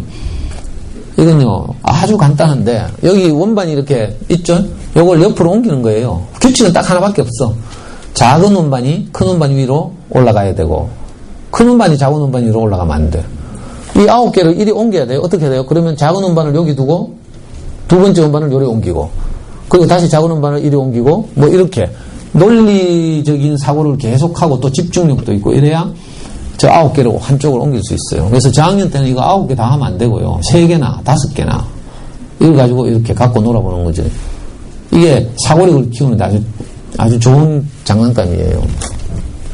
뭐라고요? 하노이 탑. 내 엄마도 외우게 하려고 일부러 안 적어와요. 장난감 이름. 자, 이건 러시아 이건 워낙 유명해서 어플로도 나오죠. 외국의 유명한 퍼즐류 장난감 시리즈 중에 라벤스 부르거 시리즈라고 있어요. 그 중에 하나인데, 이제 이게 단풍으로 풀려가지고 이제, 좋은 장난감들이 많지만 대표적인 거 하나만 제가 가지고 나왔어요. 주차장에서 주차된 차들이 많은 상황에서 내 차를 논리적으로 사고해서 빼내야 되죠. 여기에 내 차예요, 빨간 차. 여기에 출구예요. 여기를 빼내야 되는데 가로막고 있죠. 이 차를 조금씩 움직여서 빼내는 거예요. 물론 첫 단계부터 이렇게 어렵진 않고요. 첫 단계는 주차된 차가 몇 대 없죠. 여기 카드가 있어요, 카드. 이 베이직 보면 40장의 카드가 있어요. 1번 카드는 차가 몇 대 주차되어 있지 않죠. 그리고 40번으로 갈수록 이제 주차된 차가 많고. 그리고 요즘은 뭐 러시아하고 사파리 해가지고 동물원에서도 이런 거 하고요. 이거 스마트폰 어플로 구글 플레이 안드로이드 쓰시는 분들은 구글 플레이 가시면 이거 있어요. 러시아어 있어요. 데모판으로 공짜로도 조금 할 수 있고요. 뭐 결제하면 휴대폰으로 사용할 수 있어요. 이건 유명한 장난감 라벤스 부르거 시리즈 중에 하나예요. 이런 것들이 뭘 키워요? 논리적 사고력, 전략적 사고력, 이런 거 키우는 거예요. 성질급한 애들은요, 생각하기 싫은 애들 어떻게 해요? 그냥 차를 들어. 저 이런 애들 진짜 봤어요. 생각하기 귀찮아하는 애들, 그냥 빨간 차 들어서 밖으로 빼낸다니까. 아주 창의적이죠.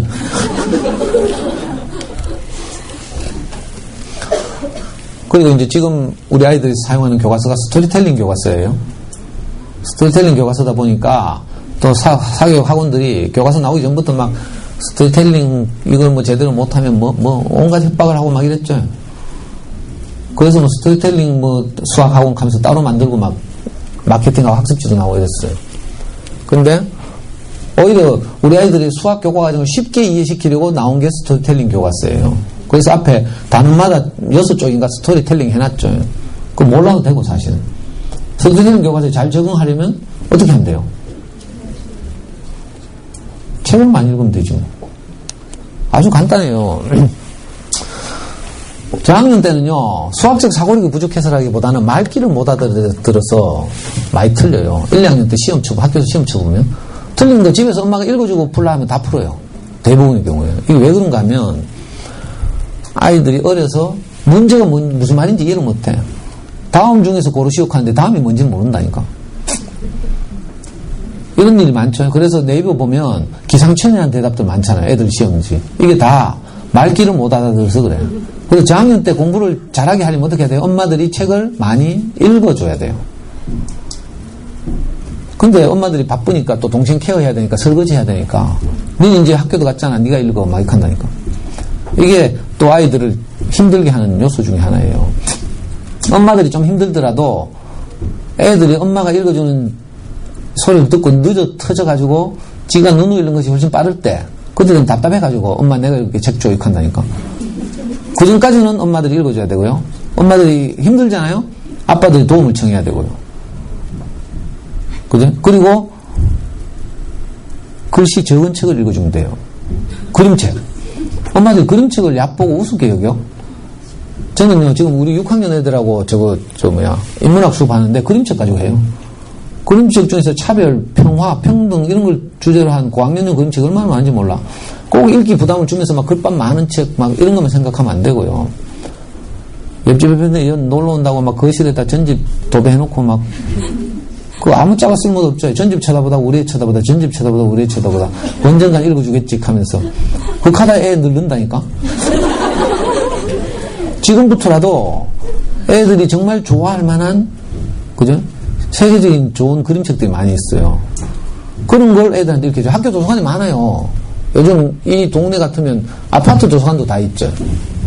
그리고 학교 도서관도 있고요. 그런데 가면 좋은 그림책 얼마든지 많아요. 그런 걸 빌려다가 읽어주고. 그렇게 하면 엄마들이 읽어주는 그 소리를 듣고 아이들이 학교 가서 선생님이 말하는 걸 잘 받아들이고 이해한다니까. 이게 아주 중요해요. 저학년 때는 책을 읽어주는 것이 장차 그 아이의 책 읽기 능력을 좌우한다. 이걸 꼭 기억해야죠. 그 스토리텔링 뭐 이런 데 너무 두려워할 것 없고요. 이건 뭐지? 자, 많은 엄마들이 이렇게 생각해서 선행학습이 중요하다, 필요하다 이렇게 생각하고 있어요. 수학은 정반대예요. 아까 말씀드렸죠.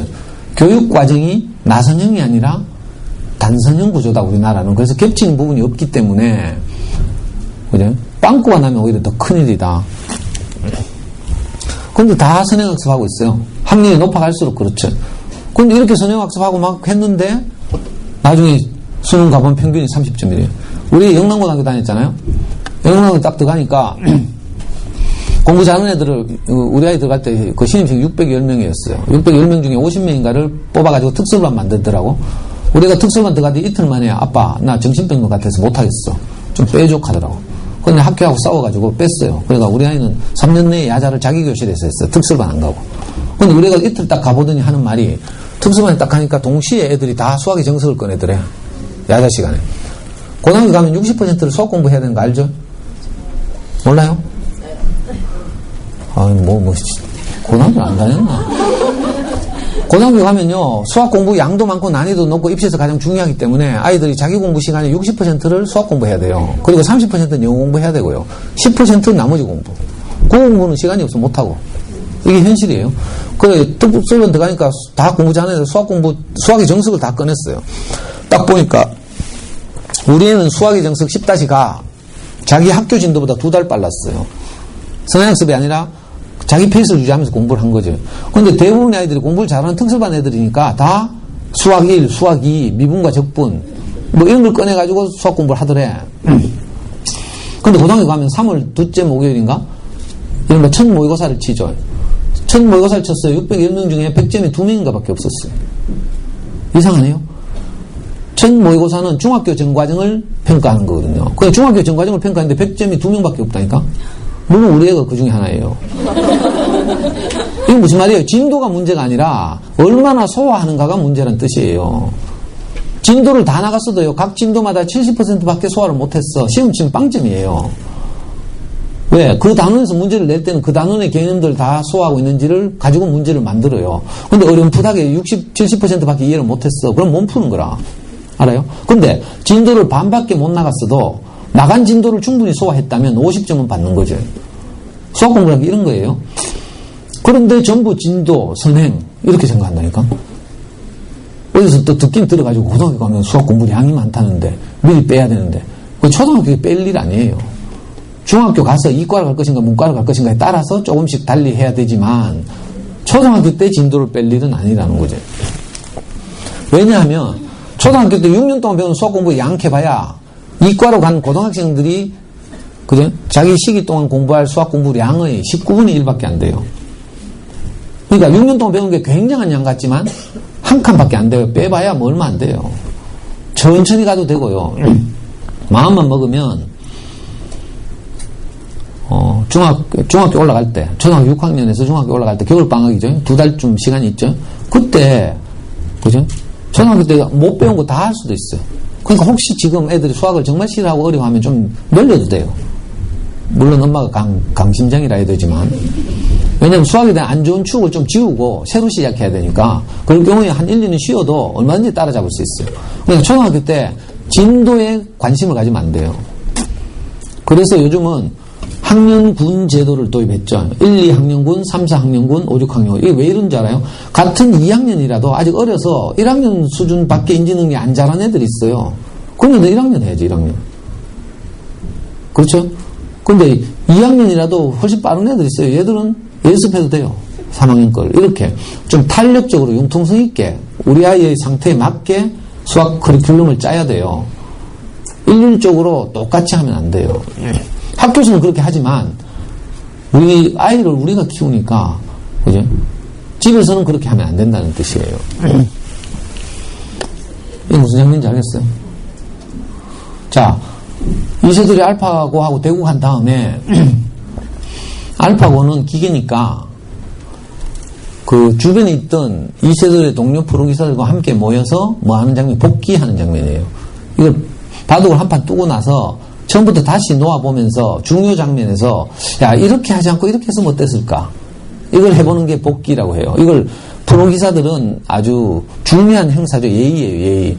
정말 어떤 대회에서 결승전에서 패해가지고 너무 속상하다. 그가 먼저 자리를 뜨는 경우는 가끔 있지만 웬만한 경우에는 그 바둑을 상대방과 함께 다시 되짚어보는 거죠. 이걸 복귀라고 해요. 자, 수학학습에서 이걸 복습이라고 할 수 있죠. 아까 말한 것처럼 수학 공부에서 가장 중요한 건 복습이에요. 진도를 막 나가는 게 아니고요. 우리 아이가 이번 학기에 배운 단원을 잘 소화하고 있는지 확인하는 작업. 이걸 꼭 해야 돼요. 안 그러면 구멍 나잖아요. 그러면 이게 조금씩 쌓이게 되거든요. 자, 중학교 수업부터는 좀 어려워진데, 실제로 그래요. 중2, 중3 가면 막, 요즘 어려운 교과과정 많이 드러냈어요. 중학교 2학년 때 그 절망적인 과목, 뭐, 증명하라 이런 거 있어요. 도형의 합동을 증명하라 뭐 이런 거. 그런 거 다 이제 빼냈어요. 너무 교과과정이 너무 부담스럽다고 해서 삼각비도 빼내고 뭐 좀 했는데, 그럼에도 불구하고 여전히 어렵죠. 그래서 중학교 가면 우리가 참 도와주기 어려워요. 그래서 뭘 해야 되는가 하면, 가면 중학교 때부터 학원 보내야 돼요? 이게 아니고, 그래서 초등학교 때 뭐 해야 돼요? 생각하는 힘을 길러야 돼요. 자기주도적 학습을 할 수 있는 습관을 잡아야 되고요. 그러면 애가 척척척 혼자 해요. 저는 제가 중고등학교 못 다녔잖아요. 그래서 애를 또 키워보니까 문제 해결 기잡을 하는데 5학년 때 우리 애가 뭘 틀리더라고. 어떤 문제 들린가 하면 뭐 기차가 터널을 통과하는데 기적 소리가 났대. 근데 뭐 몇 킬로미터 떨어져 있는 농부가 밭에서 일하다가 그 소리를 들었대. 뭐 이런 문제 나와요. 몇 초 후에 들었대. 뭐 그러면 기차의 길이는 얼마인가 뭐 이런 걸 하여튼 물어요. 이거 6학년 가면 비와 비례 단어에 나오는 거죠. 시간, 속도, 거리 요 삼각관계로 묻는 거예요. 우리가 틀리더라고. 근데 난 뭐 기차하고 터널하고 이렇게 하니까 막 기차 앞대가리가 어디 있는지 막 길이를 찾아야 되는데 막 모르겠어. 우리 애가 틀리니까 나도 못 틀렸어요. 못 하겠다니까. 근데 내가 아이를 고등학교 때까지 수학을 시켰잖아요. 안 신기해요? 우리가 수학을 잘해야 시키는 게 아니라니까? 우리는 답지 보고 채점하면 되잖아. 아니, 저는요, 우리 애 고등학교 때도 내가 답지 보고 채점했어요. 학교 가서 야자 시간에 놀까봐. 그래서 항상 노트에 풀이 과정을 적어오라 하고, 노트를 보고 내가 채점해주고 이랬거든요. 물론 고등학교 가서는 익숙해지고 나서는 지가 채점했지만, 제가 문제를 다 알아서 채점하는 게 아니라고요. 지금도요, 우리 연구소에 그 6학년 꼬마들이 있는데, 그죠? 제가 하는 거 하나도 없어요. 난 채점만, 채점만. 잔소리하고 욕하고. 애들 저거 욕쟁이 할아버지 이렇게. 그죠? 자기 주도적으로 학습할 수 있도록 내가 배려하는 거죠. 딱 보고 이게 얘가 풀 수 있는 문제인지 아닌지를 먼저 판단하고, 풀 수 있는 문제 같으면 틀렸으면 다시 풀어보라 하고, 다시 생각해보라 하고 이래요. 그러면 애들이 낑낑거리는 거죠. 아까 하나의 신월초등학교 아이는 내한테 10번 빠꾸 당한 적도 있어요. 한 문제를 가지고 1시간 동안 10번 빠꾸 시켰어요. 할 수 있는데 얘가 자꾸 낭창하게 막 개기고 막 놀고 뭐 선생님도 물어봐가지고 해결하려고 하고 이래가지고 내가 10번을 다시 하라고 했거든요. 자, 이런 과정을 통해서 아이들이 생각하는 힘이 자라는 거죠. 그러니까 중학교, 고등학교 대비해서 초등학교 때 뭐 해야 돼요? 생각하는 힘을 자라게 해야 돼요. 수능을 다 경험해서 알 거 아니에요. 생각하는 힘이 딸려가지고 문제에 접근을 못해가지고 엎어놓고 잔다니까. 그러니까 초등학교 시절에 아주 좋은 때요. 시간이 쫓길 일도 없고 뭐 그죠? 인생 결정 나는 것도 아니고 이러니까 여유 있게 지금 내가 하는 아이와 함께하는 수학적 작업들이 아이의 생각하는 힘을 자라게 하는 작업인지 아니면 단순 반복인지 이걸 잘 판단해야 돼요. 이걸 입시에 가면 나중에 고등학교 가면요 단순 반복을 보고 양치기 학습이라고 불러요. 양치는 목동을 빗대가지고 수험생들이 자기 신세를 한탄하는 거라 양치기 학습이라고 불러요. 양으로 승부하는 거죠. 발음이 똑같잖아요. 양과 양. 그래서 이런 방식으로 보고 양치기 학습이라고 부르고, 자, 이걸 전형적으로 중학교에 오면 양치기 학습의 전형이 뭐예요? 센 수학 같은 걸 가지고 하는 거라. 센 수학, 삼천제, 이런 문제집들 보면 문제가 막 가져와요. 똑같은 문제를 계속 반복해서 풀게 돼 있어요. 자, 이건 아까 말했지만 국 끓이고 조미료 태우는 거 비슷해서 중학교 가면요, 수학에서 아이들을 변별할 때 어떻게 해요? 시간은 제한해두고 문제는 좀 더 많이 내요. 그럼 시간 안에 문제를 다 못 풀죠. 그러니까 엄마들이 시간 안에 문제를 다 푸는 걸 보고 초등학교 때 공부 잘하던 엄마들이 충격을 받아. 그래가지고 중학교 가면 어떻게 해요? 센 같은 걸 가지고 단순 반복을 계속 하는 거야. 시간 내에 문제를 다 풀려고. 안타깝지만 이게 아이들로 하여금 수학적 사고력을 자라게 하는데 아주 해롭죠.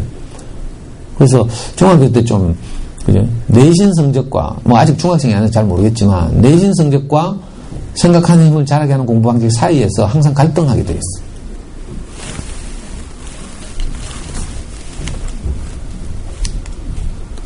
자, 중학교 말부터 고등학교로 가면 난이도가 훨씬 높아지고요. 양도 많아져요. 그래서 생각하는 힘이 없으면 감당이 안 돼요. 초등학교 때는 그냥 단순 반복하면 진도 팍팍팍 나가죠. 학습지 해보면 알겠지만 무슨 학습지더라? 뭐 하여튼 어떤 학습지 정해가지고 꾸준히 하면 한 3년 빨라진다니까. 해봤어요? 공부 좀 하는 애들이 학습지를 꾸준히 하잖아요. 그럼 한 3년 빨리 할 수 있어요. 그 정도로 초등학교 이건요 연산은 별게 아니에요. 그래서 진도 빨리 뺀다고 좋아할 일이 아니죠. 이건 지금까지 쭉 말씀드렸죠. 한번 뒤치면 따라잡을 수 없는 건 아니고요. 부모의 마음, 엄마의 마음으로 우리 아이가 뭘 모르는지를 찾아야 되죠. 그래서 지나간 걸 전부 다 안 해도 돼요. 아까 말한 것처럼 시간을 변환하지 못한다. 그러면 6학년이지만 3학년의 제가 3학년 교과서를 다시 복사해가지고 아이들한테 주고 개념을 다시 잡게 하거든요. 이렇게 어려워하는 부분이 발견되면 그 부분을 다시 그죠? 찾아서 개념을 잡으면 돼요. 한삼초등학교 6학년 아이는 남자인데 수학적 사고력은 굉장히 좋아요. 근데 얘는 소수의 나눗셈을 귀신같이 못해. 소수의 나눗셈 뭐 0점 뭐 이런 거 있잖아요. 그 소수점 어디 찍어줘야 될지 몰라. 그래가지고 지금 고전하고 있어요. 그래가지고 지금 3번이나 교과서를 다시 복사해서 소수에 남으시면 2단원인가 3단인가 이런데 그 소수에 남으시면 계속 다시 하고 있잖아요. 개념이 잡힐 때까지. 이렇게 이제 우리가 엄마들이 집에서 이렇게 해야 돼요. 아이들이 어려워하는 것이 무엇인지를 발견하고 그것을 메꿔주는 작업을 하면 얼마든지 따라잡을 수 있어요. 자, 학원에 보낼 때 수학 점수 오른단다. 이런 이야기 있죠. 그럼 학원 다 보내주고 이런데 내가 참 안타까운 이야기인데, 웬만한 경우에는요, 특히 초등학생의 경우에는 사교육에 의존하면 안 돼요. 학원이라는 것이 메커니즘이 있어요. 그래서 어쩔 수 없이 속진하게 돼 있어요. 진도를 빨리 빼게 돼 있고요. 그리고 선행학습하죠. 미리 배워요. 미리 배우면 애들이 착시 현상이 있어. 모르면서도 아는 것 같아. 여러분들 집에 유명한 책들 많이 꽂혀있죠. 대부분의 책들 보면 제목만 우리가 본 거죠. 근데 착시 현상이 있다니까. 데미안 이런 거 하도 많이 들어가지고 뭐 유명한 성장 소설이잖아. 데미안 내가 읽은 것 같아. 저는 안 읽었어요. 요즘 읽어보고 있어. 근데 외국책이고 번역이 좀 그렇고 이러면 막 잘 안 들어, 몰입이 잘 안 되거든요. 그래서 잘 못 읽어요. 이런 책도 많죠. 세계 명작 가운데. 근데 집에는 꽂혀있어. 그러면 착시 효과가 일어나죠. 애들도 그래요. 뭘 개념에 대해서 들었어. 제목은 들었어. 그러면 마치 지가 아는 것 같다니까. 학원에서 미리 대충 듣고 이래가지고. 그러면 학교에서 수업 시간에 개기게 되고요. 이러다 보면 제대로 소화하지 못한 채로 지나가고 이런 경우가 많죠. 그래서 수학 공부를 통해서 사실은 자기주도 학습을 하기가 가장 쉬워요. 크게 도와줄 거 없고요. 어릴 때부터 이렇게, 예? 교과서를, 좀 이따 얘기하겠던 교과서를 가지고 아이들이 교과서를 읽어보고 거기서 개념을 익히고, 그리고 익힘책을 통해서 확인하고, 그 다음에 문제량이 부족하기 때문에 적절한 문제집을 한번 선택해서 연습하고, 이걸요, 어릴 때부터 아이들한테 그냥 시키면 되죠. 제 강의 들은 엄마들 중에 이렇게 하는 엄마들이 많아요. 자, 수학 공부는 공식을 암기하면 안 돼요. 삼각형 넓이 구하라니까 다 밑변 곱하기 높이 나누기 2 한다니까. 나누기 2는 왜 하는데 간 몰라. 알아요? 삼각형이 왜 나누기 2를 하는가 하면요. 삼각형에다가 똑같은 삼각형 하나 더 그려서 사각형을 만들어요. 사각형의 넓이는 가로 곱하기 세로거든. 그건 삼각형은 사각형의 절반이라 그래서 나누기 2를 하는 거예요. 밑변 곱하기 높이라는 말은 사각형의 가로 곱하기 세로란 말이고요. 자, 이걸 이제 교과서를 보면 이렇게 실제로 개념을 잡아줘요. 근데 애들이 개념을 제대로 안 잡은 채로 공식만 외우는 거라 밑변 곱하기 높이 나누기. 그죠? 나중에 되면 평행사변도 나눈다니까. 평행사변은 마름모는 나눠야 되거든요. 마름모는 한 대각선 곱하기 다른 대각선 나누기 2라. 왜냐면 마름모를 중심으로 또 둘러싼 사각형을 그리면 전체 사각형의 절반이 마름모거든요. 그래서 마름모 나누기 2해. 그러니까 대부분 나누기 2 하는구나. 빼딱한 건 다 나누기 2 하는구나. 나중에 평행사변도 나눈다니까. 진짜예요. 왜냐면 사다리꼴도 나누거든. 사다리꼴도 윗변 더하기 아랫변 곱하기 높이 나누기 2예요. 왜냐면 똑같은 사다리꼴 뒤집어서 평행사변을 만들어. 그럼 두 개가 되죠. 그러니까 아랫변 더하기 윗변 해가지고 높이를 곱하고 다시 절반으로 나눠야 되죠. 그러니까 이런 걸 자꾸 하다 보면 평행사변도 이마에 나눠. 이 공식 암기의 효과죠. 그러니까 왜 그렇게 나누는지, 2로 나누는지 이걸 교과서가 친절하게 안 친절하지만 생각하게 만들죠. 그런데 그냥 외우기만 하면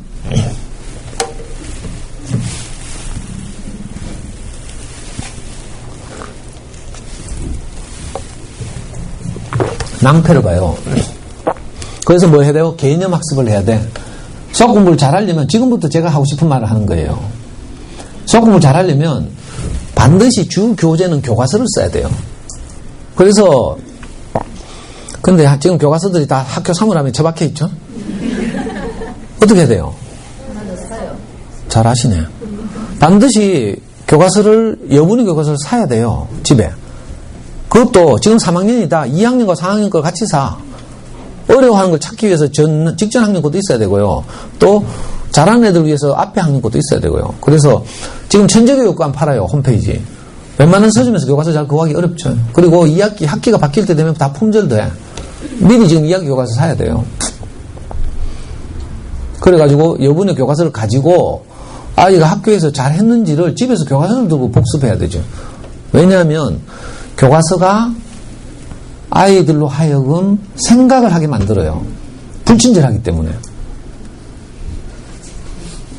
참고서는 어떤지 알아요? 문제집 어떤지 알아요? 문제집에 단원 제일 앞에 박스 딱 떠가지고 딱 정리돼 있어요.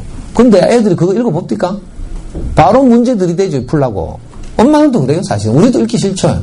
남이 정리해 놓은 거. 그래서 문제집들은 친절하지만, 그죠? 이미 남이 생각해서 정리해 놓은 거예요. 근데 교과서는 정리가 잘 안 돼 있죠. 그러니까 어떻게 해요? 생각해야 돼, 애들이. 그래서 교과서가 중요한 거예요. 그리고 일부러 아이들로 하여금 생각하게 하기 위해서 우리나라에서 가장 우수한 인재들이 교과서가 익힌 책을 만들었어요. 봐요. 자, 이게 3학년 2학기 3단원이라는 원단원이에요. 교과서는 모두 이렇게 구성되어 있죠. 무엇에 대해서 알 수 있어요. 해가지고 두 쪽. 이게 학교에서 1차시라고 불러요. 1시간 수업을 하는데 항상 두 쪽이에요. 여기 보면 원과 반지름에 원의 중심과 반지름에 대해서 알 수 있어요. 이렇게 되어 있고 두 쪽으로 되어 있어요. 그죠? 근데 왼쪽에는 항상 뭐 있어요? 생각 열기. 해가지고 실생활. 구체적인 생활 속에서 뭘 이렇게 생각할 수 있는 거리를 제공하는 거죠. 여기 보면 거대한 풍차가 돌아가고 있죠. 제가 딱 이 그림 보는 순간, 아, 저거 대관령 사막목장이구나 이 생각이 들더라고요. 사막목장 체험학습을 많이 가보시잖아요. 거기 가면 거대한 풍차 있거든요. 자, 풍차가 돌아가면서 원을 그리잖아요. 이걸 상상하면서 원이란 무엇인지에 대해서 이제, 그죠? 또 중심은 어디에 있는지 이런 걸 생각하는 거죠. 그리고 항상 중심과 반지름을 익히기 위해서 활동학이라는 게 있어요. 자, 바로 밑에 활동학이 있어요. 활동하기를 통해서 구체적으로 돌려보는 거죠. 요요도 해보고요. 아이들이 실생활 속에서 경험하죠. 이게 활동학이에요. 활동학이. 자, 그리고 여기 뭐가 있어요. 원을 그리는 여러 가지 방법을 말해보시오. 그리고 밑에 보면 원을 그리는 다음 방법에 공통점을 말해보시오 한다니까. 애들 보면 말해보시오 하면 다 지나가. 숫자가 있으면 계산하는데 말해보시오, 이야기해보시오 하면 그냥 지나간다니까. 근데 사실 수학 공부는 이게 다예요. 말해보시오, 이야기해보시오. 그러니까 집에서 아이들하고 이야기해봐야 돼요. 말해보도록 해야 돼요. 그래서 자기 말로 할 수 있어야 생각이 자꾸 자라요. 근데 엄마들도 이게 귀찮죠. 그래서 대충 지나가요. 근데 이걸 보고 말해봐야 되죠. 원을 그리는 여러 가지 방법을 말해보시오. 그래가지고 컴퍼스로 그린다. 이거 가장 상식적이고, 컴퍼스가 없을 때 두꺼운 종이에 구멍을 뚫어가지고 그리기도 하죠. 그리고 손으로 이렇게 하기도 하잖아요. 자, 이런 것들이 원을 그리는 다양한 이거죠. 이걸 자꾸 이야기해보게 하는 거예요. 이러면서 원에 대해서 자꾸 생각하는 거죠. 다음 방법도 공통점을 말해보시오. 하면 이제 중구난방으로 말하겠죠. 여기는 정답이 없어요, 사실은. 정확하게 말하면, 예? 원의 중심에다가 고정시키고 뭐 이런 말을 해야 하는데 대부분 아이들은 그렇게 말 잘 못하거든요. 틀려도 괜찮아요. 이걸 말해보는 과정을 통해서 애들이 자꾸 생각하는 거죠. 뭐 어떻게 말해야 되는지. 그죠? 이걸 제일 힘들어 해요, 애들이. 근데 사실 수학 공부를 하려면 이래 해야 돼요. 말해보게. 그러니까 연필과 종이를 하는 연산 연습은 어쩌면 수학 공부 아니라고 할 수도 있어요. 가장 기초적인 것이지만. 자, 그리고 이제 이런 활동을 해본 다음에 가장 중요한 박스가 하나 등장해요. 이게 이제 핵심이죠, 핵심. 개념 박스. 이건요, 반드시 아이로 하여금 표현하게 해야 돼요. 원의 중심이 뭐야? 이렇게 물어야 돼요. 이 단원이 끝났다면 원의 중심이 뭐야? 하면 아이가 자기 말로 말할 수 있어요. 원의 가장 안쪽에 있는 점. 이렇게 말해야 되죠. 이걸 자기 말로 못하면 아직 잘 모르는 거예요. 단순한 문제는 풀 수 있지만 응용해놓으면 이제 못 푸는 거죠. 그래서 이 한 단원에 보면 이 개념이 한 2개 정도 나와요. 많지도 않아요. 이걸 자기 말로 할 수 있도록 아이들하고 대화하고 이런 거죠. 이걸 하루에 10분씩, 1학년 같으면 10분, 2학년 20분, 3학년 30분, 이 정도 하면 떡을 쳐요. 학원 가서 막 1시간씩 막 이렇게 안 해도 훨씬 시간도 줄이고 아이들 생각하는 힘은 자라게 하고 이런 거죠. 그래서 반드시 자기주도적 수학 공부의 핵심은 교과서를 가지고 아이들이 개념을 잡게 하는 것이다. 수학 공부는 개념 공부예요. 이 개념이 정확하지 않으면 틀리는 거죠. 문제 푸는 건 뭔지 알아요? 그 아이가 알고 있는 개념을 확인하는 거예요. 문제풀이를 통해서 개념을 잡는 경우는 아주 예외적이고 완전히 농띠들, 완전히 공부하는 거 모르는 애들 문제를 풀면서 조금 뭐 깨달아가요. 노가다 하면서. 근데 정상적인 건 아니죠. 그래서 한 번 틀린 건 자꾸 틀리게 됐어요. 개념을 모르면. 한 일주일 후에 또 해요? 그럼 또 틀린다니까. 자, 중심. 원의 가장 안쪽에 있는 점. 이게 중심의 개념이에요. 이걸 지 말로 할 수 있어야 돼요. 저는 아이들하고 늘 이걸 하거든요. 애들 그 짜증내, 귀찮아하고. 선분이 뭐야? 내가 이렇게 묻거든요. 왜? 초등학교 2학년 때인가? 3학년인가에 선분 나오죠. 선분은 두 점 사이를 잇는 고등선. 이건데, 여기 선분에 대한 개념을 자기 말로 잘 못해요. 그럼 어떻게 되는 줄 알아요? 나중에 고학년이 돼가지고, 직육면체의 모서리, 뭘 말하라고 하면 선분에 대한 개념을 쓰면 선분 기억 니은 하든지 변 기억 니은 해야 되는데, 그죠? 선분이나 변이라는 말을 빠뜨려요. 그리고 그냥 기억 니은 하거나 어떤 놈은 기억하고 만다니까. 점과 선분을 구분 못 하는 거지. 그러니까 선분에 대한 개념을 오늘 집에 가면 한번 물어봐. 지 말로 하는지. 아니 6학년들한테 삼각형이 뭐야 하는데 모른다니까. 이 개념 학습이 제대로 안 돼 있다는 뜻이에요. 저는 아이 키울 때 어릴 때 늘 이걸 했어요. 애가 고통스럽지. 지 말로 해야 되니까. 근데 이거 익숙해지면 아주 쉬워요. 몇 마디 이걸 적확하게 표현하는 훈련을 하는 거죠. 정확한 수학적 용어를 써가면서. 엄마들한테 길 물어보면 꼭 관계대명사, 지시대명사 쓴다. 저쪽으로 가가지고 옛날 할매들 다 이렇게 말하죠. 근데 요즘 내비 아가씨는 어떻게 말해요? 정확하게 말해요. 정확하게. 그죠? 이거라 수학 공부는요. 정확한 용어의 구사 이게 중요해요. 그래서 초등학교 때 아이들하고 이 연습을 계속하는 거야. 예? 우리는 뭐 책 보고 하면 되니까 엄마들 꼭 외울 필요는 없어요. 근데 애들은 자기 말로 해야 되니까. 원래요 수학 공부 잘하는 애들은 친구들한테 설명하면서 실력이 더 늘어. 우리 애는요 중학교 때 학교 가니까 학원 다니는 애들이 수학 숙제를 엄청 받아오잖아. 왜냐면 자기 주도 학습을 해야 학원 다니는 효과가 있거든요. 그래서 모든 학원들은 숙제를 왕창 내줘요. 사실 숙제하면서 공부하라는 뜻이라. 근데 애들이 막 귀찮아서 그걸 학교 들고 온다? 그럼 우리는 500원씩 받으면서 풀어줘요. 친구들 모르고 질문하면 막 설명해주고 이러면서 수학 실력이 늘어요. 그래가지고 아무 짓도 안 했는데 수학 천재라는 소리 듣다니까? 우리 영농고등학교 나왔잖아요, 실제로.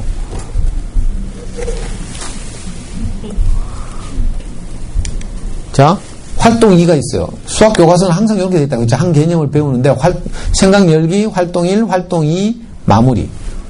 이렇게 돼 있어요. 활동 2는 실생활 속에서 이제 원의 중심과 반지름을 이제 알아보는 거죠. 자기 말로 자전거의 반지름은 뭐야? 하면, 예를 들어서, 그죠? 뭐라 합니까? 자전거의 바퀴살, 이렇게 말하면 되죠. 제가 옛날에 초등학교 졸업하고 이거 만드는 공장에 다녔잖아요. 자전거 바퀴살.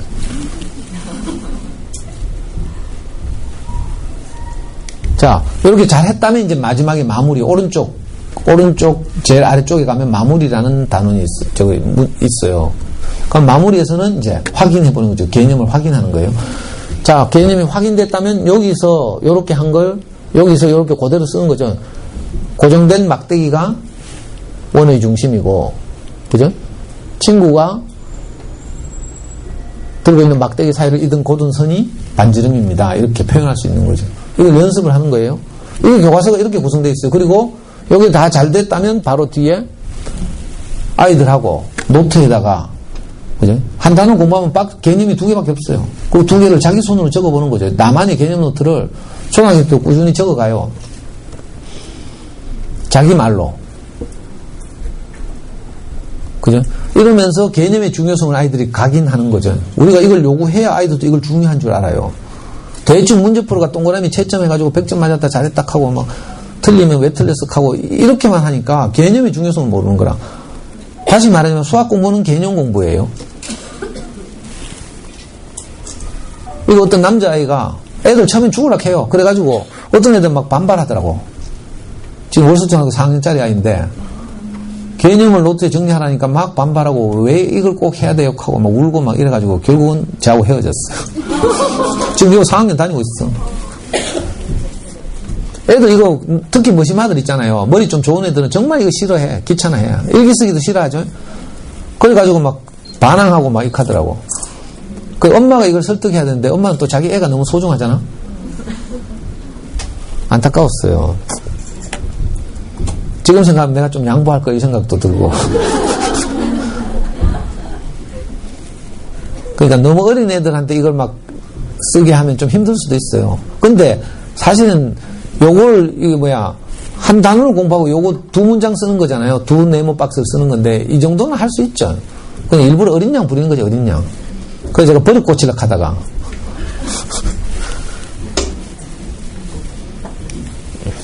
그리고 그 단원 끝에 보면 공부를 잘했는데 알아봅시다라는 곳이 나오죠. 그러면 방금 한 걸 그대로 이거 하는 거예요. 근데 개념 모르면 어떤 놈은 이것도 틀려.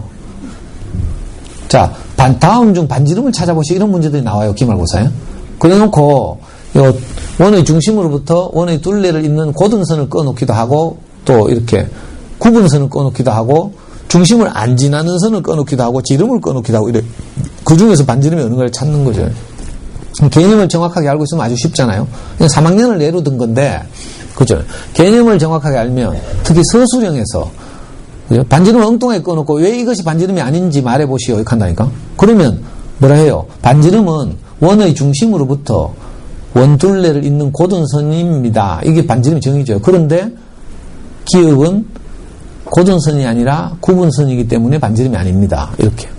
또는 중심을 안 지나는 중심과 연결 안 되고 엉뚱한 데에 끈 걸 예를 들어서 묻는다면 그죠? 반지름은 중심과 원둘레의 한 점을 잇는 선인데 그죠? 니은은 중심을 지나지 않습니다. 중심이 아닙니다. 이렇게 그죠? 개념을 설명하고 그 이유를 달면 이게 다 서술형은 다 통과돼요. 서술형을 어떻게 푸는가 하면 개념을 설명해주고 개념과 달라서 아닙니다. 이렇게 하면 다 맞아요. 무슨 말인지 알겠어요? 학교에서 치는 모든 서술형 시험은 개념을 묻고 있어요. 이 아이가 이 단어에서 배운 개념을 정확하게 알고 있는지. 그러니까 서술형 문제에서 대답하는 방법은 딱 하나밖에 없어요. 먼저 지가 알고 있는 개념을 정확하게 적어주고 개념과 달라서 아닙니다. 이렇게 하면 돼. 무슨 말인지 이해됐어요? 그러니까 사실은 서술형이 굉장히 쉽다니까. 한 단어는 개념 2개씩밖에 안 나오니까 그걸 정확하게 표현하고 그것과 비교해서 틀립니다. 이렇게 말하면 되지. 5학년인가 6학년 가면 뭐 각뿔과 각기둥 이런 거 있어요. 삼각기둥과 삼각뿔 뭐 이런 거.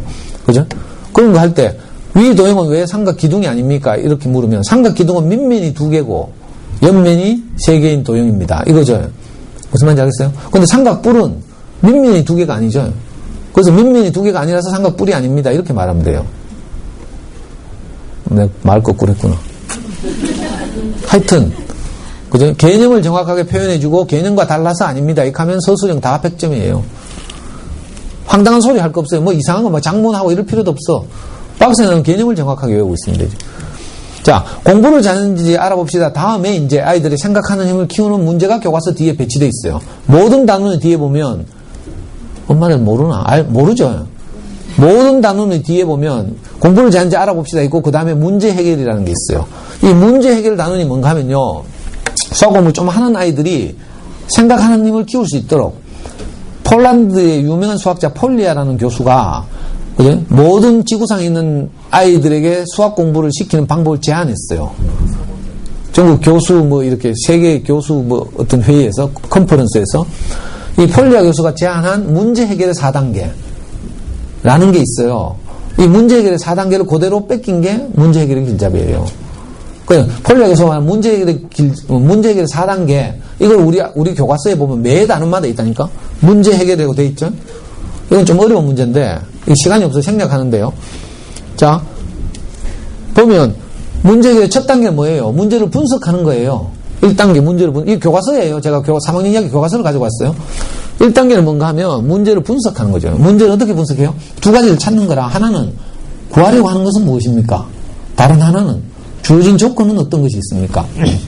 그러니까 모든 아이들이 문장제 문제를 만날 때 항상 빨간 볼펜을 들고 구하려고 하는 것 밑줄 쳐야 돼요.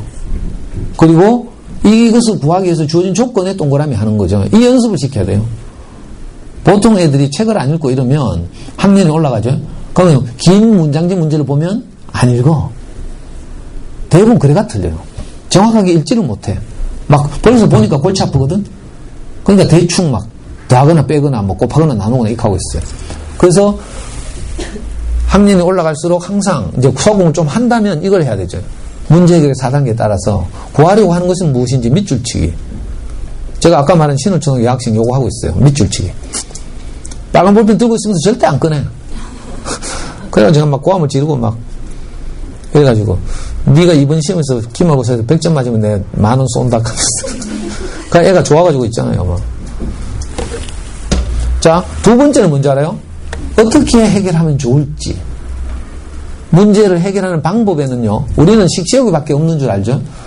사실은 수학자들이 연구한 바에 따르면 8가지 방법이 있대. 이 8가지 중에 우리가 일상적으로 사용하는 것도 있어요. 표로 그려보기. 이건 나이 계산 같은 거 할 때. 아빠와 자식의 나이 계산 이런 문제 있어요. 이런 건 표를 그려보는 거죠. 또 그림을 그려서 해결하기도 있어요. 공이 뭐 위에서 떨어졌다가 뭐 바운드가 되는데 바운드는 원래 떨어진 높이의 70% 높이 다시 올라간다 해서 뭐 이런 문제 있어요.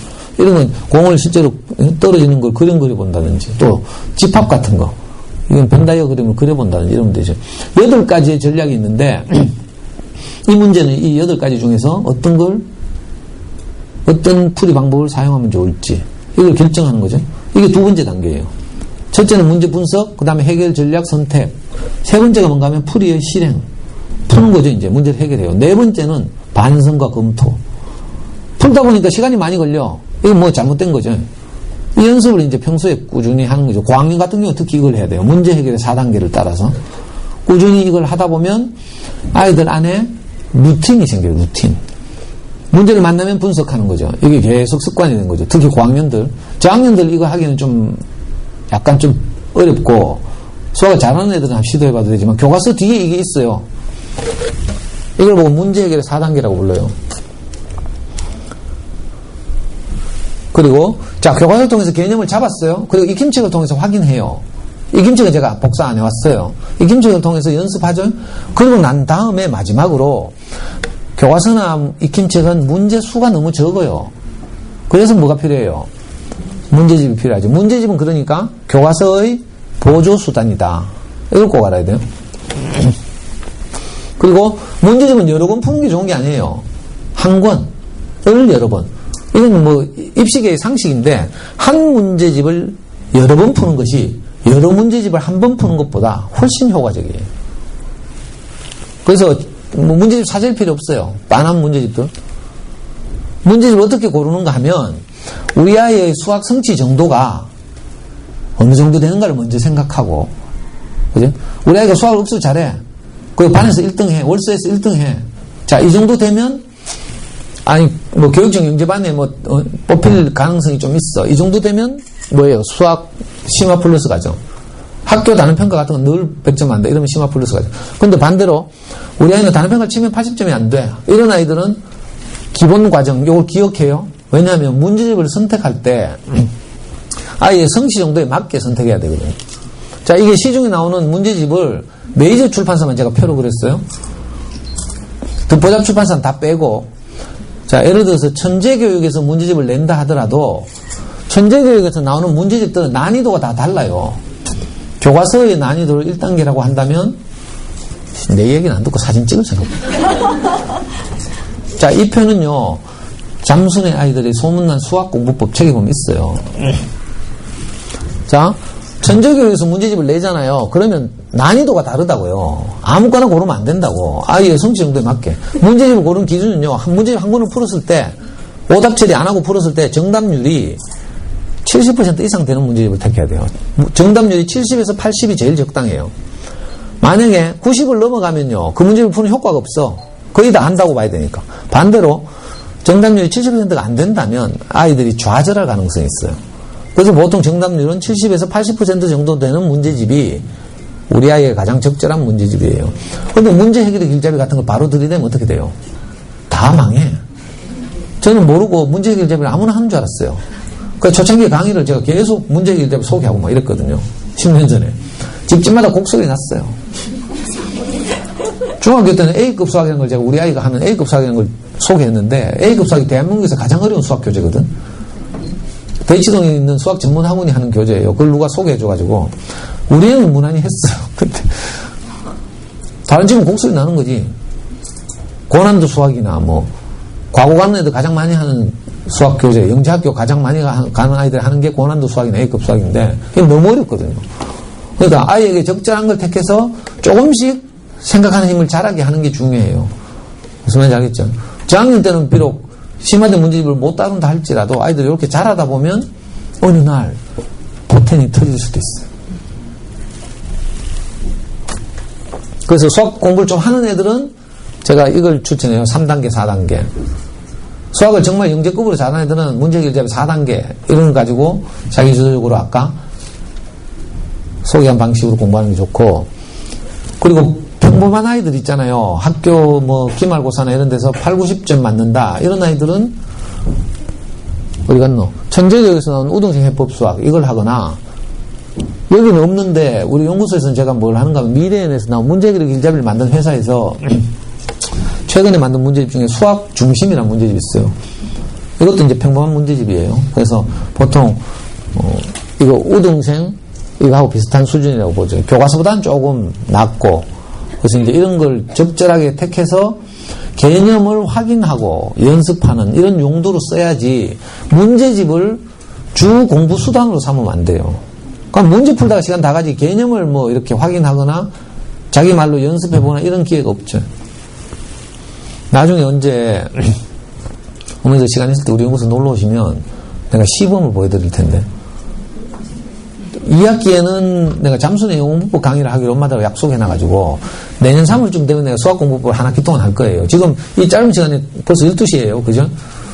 제가 막 이렇게 서두르고 말 빠르고 이렇게 해도 충분히 말씀드리기 어렵잖아요. 그래서 어머니들이 지금 이 모든 걸 한꺼번에 들어서 직접 집에서 이렇게 실천하기 참 쉽지 않을 거라는 생각이 들어서 죄송하기도 한데, 핵심은 이제 뭐 제 마음을 좀 받아갔으면 좋겠어요. 그리고 구체적인 것은 잘 뭐 어려우시면 저한테 물어봐요. 카톡이나 아니면 우리 다음 카페, 우리 연구소 카페가 대구 다음 카페 가셔서 대구 부모교육 연구소 치면, 자, 그래가지고요, 공부 잘하는 애들은요, 연산을 생략하고, 요 빨간색이 공부 잘하는 애들이에요. 잘하는 애들은 방학 때 연산을 생략하고요, 방학 때 교과서 예습하고요, 다음 학기 예습, 선행학습하고 다르죠? 그리고 학기 중에는 문제 해결 길잡이를 하루에 몇 문제씩 풀어가는 방식으로 생각하는 힘을 자라게 하면 되죠. 어려워하는 애들은 학기 중에도 교과서, 방학 때도 교과서, 복습을 계속 해야 되고요. 그렇게 하면서 아이에게 맞게 이 프로그램을 짜야 돼요. 자, 그래서 이런 방식으로 아이들을 조금씩 키우다 보면 아이들이 이제 수학에 자신감이 붙죠. 실제로 엄마들이 고맙게도 제 강의를 지속적으로 어린이 선생님에서 꾸준히 들은 엄마들은요, 진짜로 이렇게 하니까 애들이 수학을 좋아해가지고 어떤 애는 수학 교육과 갔어요. KNU 끌려다니면서 맨날 중학교 때까지 막 이러던 애들이 벽에 부딪히고 이러죠. 그러면 중3쯤 되면 저한테 상담하러 와요. 그래가지고 제가 진지하게 이렇게 조언하면 아이들이 마음을 고쳐잡고 그때부터 이제 자기주도적 수학 공부를 하더라고. 그리고 어떤 여학생은 실제로 수학 교육과 갔어요. 이렇게 하면 수학이 조금씩 재미있어지거든요. 자, 시간이 없어서 이건 생략하고, 이게 뭔지 알아요? 아까 말한 문제 해결의 4단계를 계속 연습하게 되면, 그죠? 이 문제 해결 프로세스가 절차 기억화돼요. 내가 뭐 이쁜 아가씨 엉덩이 보려고 찍어온 게 아니고요. 자전거 타는 이것이 인간이 기억의 종류에는, 그죠? 3가지 종류가 있어요. 하나는 의미를 기억하는 게 있어요. 지식을 기억하는 게, 의미를 기억하는 게, 일화를 기억하는 게 있어요. 어린 시절의 경험, 이런 거죠. 다른 하나는 뭔가 하면 절차를 기억해요. 그 자전거 타는 절차, 이거 기억이에요. 몸으로 자전거 타는 절차를 기억하는 거죠. 오랜만에 타도 처음 뒤뚱거리지만 금방 중심을 잡고 달릴 수 있어요. 이게 절차 기억. 운전도 절차 기억이에요. 딴 생각하고 있는데 차는 가고 있어. 이게 절차 기억이죠. 자, 타이핑 할 때 보면 열 손가락이 자판이 착 올라가죠. 이게 절차 기억이에요. 마찬가지로 아이들이 어릴 때부터 이 문제 해결의 4단계를 따라서, 그죠? 생각할 만한 문제들을 계속 다루다 보면, 그리고 이 다루는 과정을 자기 수학 노트에 정리하면서 이렇게 아이를 키우다 보면, 문제를 만났을 때, 그죠? 저절로 이렇게 자전거 타듯이 움직여요. 아, 구하려고 하는 게 뭐지? 이걸 해결하기 위해서는 어떤 조건이 있지? 이건 어떤 방법을 푸는 것이 가장 효과적일까? 그죠? 그럼 풀이를 실행하고, 내가 너무 지나치게 시간이 많이 걸리지는 않았는지, 이렇게 이 4단계 프로세스를 자동으로 경험하게 되어 있죠. 우리 아이는 초등학교 5학년 때부터 고등학교 3학년 때까지 계속 이런 루틴을 밟았어요. 초등학교 6학년 때부터, 그러니까 많은 문제를 다루지 못했죠. 수학의 정석을 하는데 우리 아이는 딱 한 번 했어요. 수학의 정석. 보통 명문대 가는, 의대 가는 애들, 공부 잘하는 애들은요, 수학의 정석 7번 돌려요. 우리 아이는 한 번 돌렸어요. 무슨 말인지 알아요? 아까 말했죠. 문제집을 한 번 다루더라도 어떻게 다루는가에 따라서 달라요. 우리는 정석을 한 번 돌려서 한 번. 물론 오답지는 했죠. 오답지를 포함해서. 오답지까지 하면 한 두세 번 돌린 셈이지만, 그죠? 정석의 꽃이 연습 문제라고 하거든요. 고등학교 가면. 그 연습 문제까지 이제. 자기 노트에 꾸준히 정리해 가면서 이걸 고등학교 3학년 때까지 계속 했어요. 그러니까 수능 모의고사 치면 전부 거의 100점. 특별한 일 없으면 다 100점이에요. 왜? 생각하는 힘이 꾸준히 자라왔으니까. 사교육 한 번도 안 받았어요. 선행학습도 안 했어요. 학교 진도보다 겨우 2달 정도 빠른 그 속도로 했는데 이 루틴을 밟아온 거죠.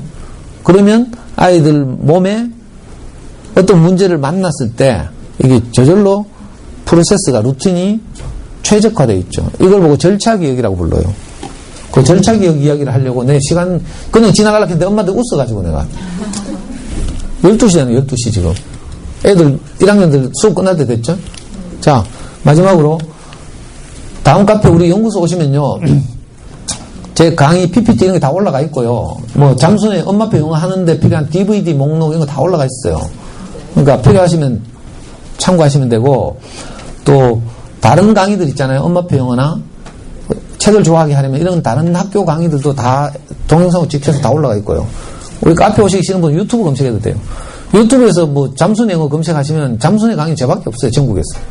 잠수님이 가끔 책을 낼 때마다 강의를 하지만 이분은 돈을 벌기 위해서 온라인 사이트를 운영하는 분이에요. 그래서 강의를 공개를 안 해요. 잠수네 회원들 대상으로만 강의를 하죠. 근데 저는 뭐 상업적인 목적이 없으니까 제 강의를 지금 한 6년, 7년 동안 모든 강의가 동영상으로 다 유튜브에 올라가 있어요. 그래가지고 어떤 분들 유튜브에서 저를 보고 외장 하드를 사서 우리 연구소 보내는 분들이 있어. 너가 구한 DVD 다 복사해독 하면서. 그건 너무 잔인하죠. DVD 1테라인데, 아니, 진짜로 찾아오기도 한다니까. 아빠들 막 운전시켜가지고 서울에서 막 찾아와요. 외장 하드 사들고. 그래, 우리 노트북으로 복사해주면요, 1박 2일 걸려. 그 어떤 분들 맡겨놓고 가는 분도 있고, 대구에서 뭐 하룻밤 자고 경주 갔다 오는 분도 있고, 막. 근데 대구 있는 분들은 그러면 너무 잔인하니까, 혹시, 우리 카페 가보시고, DVD 목록이 있어요. 잠수네 아이들 소문난 영어문법 부록에 나오는 DVD 목록 가운데 우리가 인터넷에서 구할 수 있는 걸 다 구해가지고 목록을 정리해놨거든요. 자, 그 목록을 보시고 아이들한테 유튜브 가셔서 검색해서 그 제목을 쳐요. 그러면 샘플 동영상이 떠요. 아이들한테 보여주고 애들이 좋아하면 이제 그걸 복사하러 오면 되죠. 올 때 어떻게 오는가 하면 대용량 USB, 외장 하드 말고 USB인데 좀 큰 거 있잖아요. 64기가나 128기가 요 정도 들고 오시면 이제 우리가 복사하는데도 시간이 많이 안 걸리니까 그 대신 엄마들이 아이들이 좋아할 만한 목록을 그 취사 선택해서 가져오는 건 엄마들이 해야 되죠. 아이들마다 다 성향이 다르니까. 하여튼 뭐 필요하시면 그렇게 하시면 되고 또 아이들 키우다 궁금한 게 있으면 언제든지 주말에 우리 연구소 오시면 연구소 어딘지 알아요? 한샘초등학교 내거리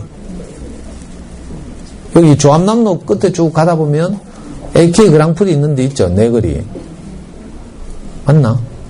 거기 한샘초등학교 내거리. 거기 뭐라고 불러요? 한샘초등학교 내거리 거기 파리바게뜨 있거든요. 파리바게뜨 2층에 우리 연구소 있어요. 파리바게뜨 바로 위에 헤어라떼 미장원 있고 미장원 바로 옆방이 우리 연구소예요. 주말에 토요일 날 오시면 한 뭐 점심때부터 이제 우리가 아이들 수업을 안 하니까 언제든지 엄마들 늘 상담하고 이렇게 하거든요. 그러니까 아이들 키우다 궁금한 게 있으시면 언제든지 찾아오셔서 물어보시면 되고 이웃이니까 그리고 혹시 뭐 마치고 필요하신 분 있으면 제 명함 드릴 테니까 명함 가져가시면 좋겠고요. 하여튼 지난해도 불러주시고 올해도 이렇게 불러주셔서 감사하고 내년에 불러주시면 이제 책 읽기에 대해서 그죠? 그리고 오프라인 강의를 매주 금요일 해요. 지금 책 읽기 강의, 그림책 강의 한다고 했죠. 오프라인 강의는 매주 금요일 10시 반이에요. 그 2학기에는 이제 잠수네 영어문법 강의를 할 거고요. 하여튼 이 긴 시간 동안 집중해서 잘 들으셔서 감사하고 제가 좀 서두르나고 거칠기도 하고 이랬는데 혹시 뭐 수학 공부하면서 학원 다니고 이러면서 이제 상처받으실까 봐 겁이 나는데 제 마음을 전하고 싶어서 이제 말씀드린 거거든요. 아이들이 우리는 걱정하지 마. 아이들은 잘 자라고 있으니까 너무 불안해하지 마시고 혹시 오프라인에서도 인연이 되어서 또 뵐 수 있었으면 좋겠습니다. 마치겠습니다.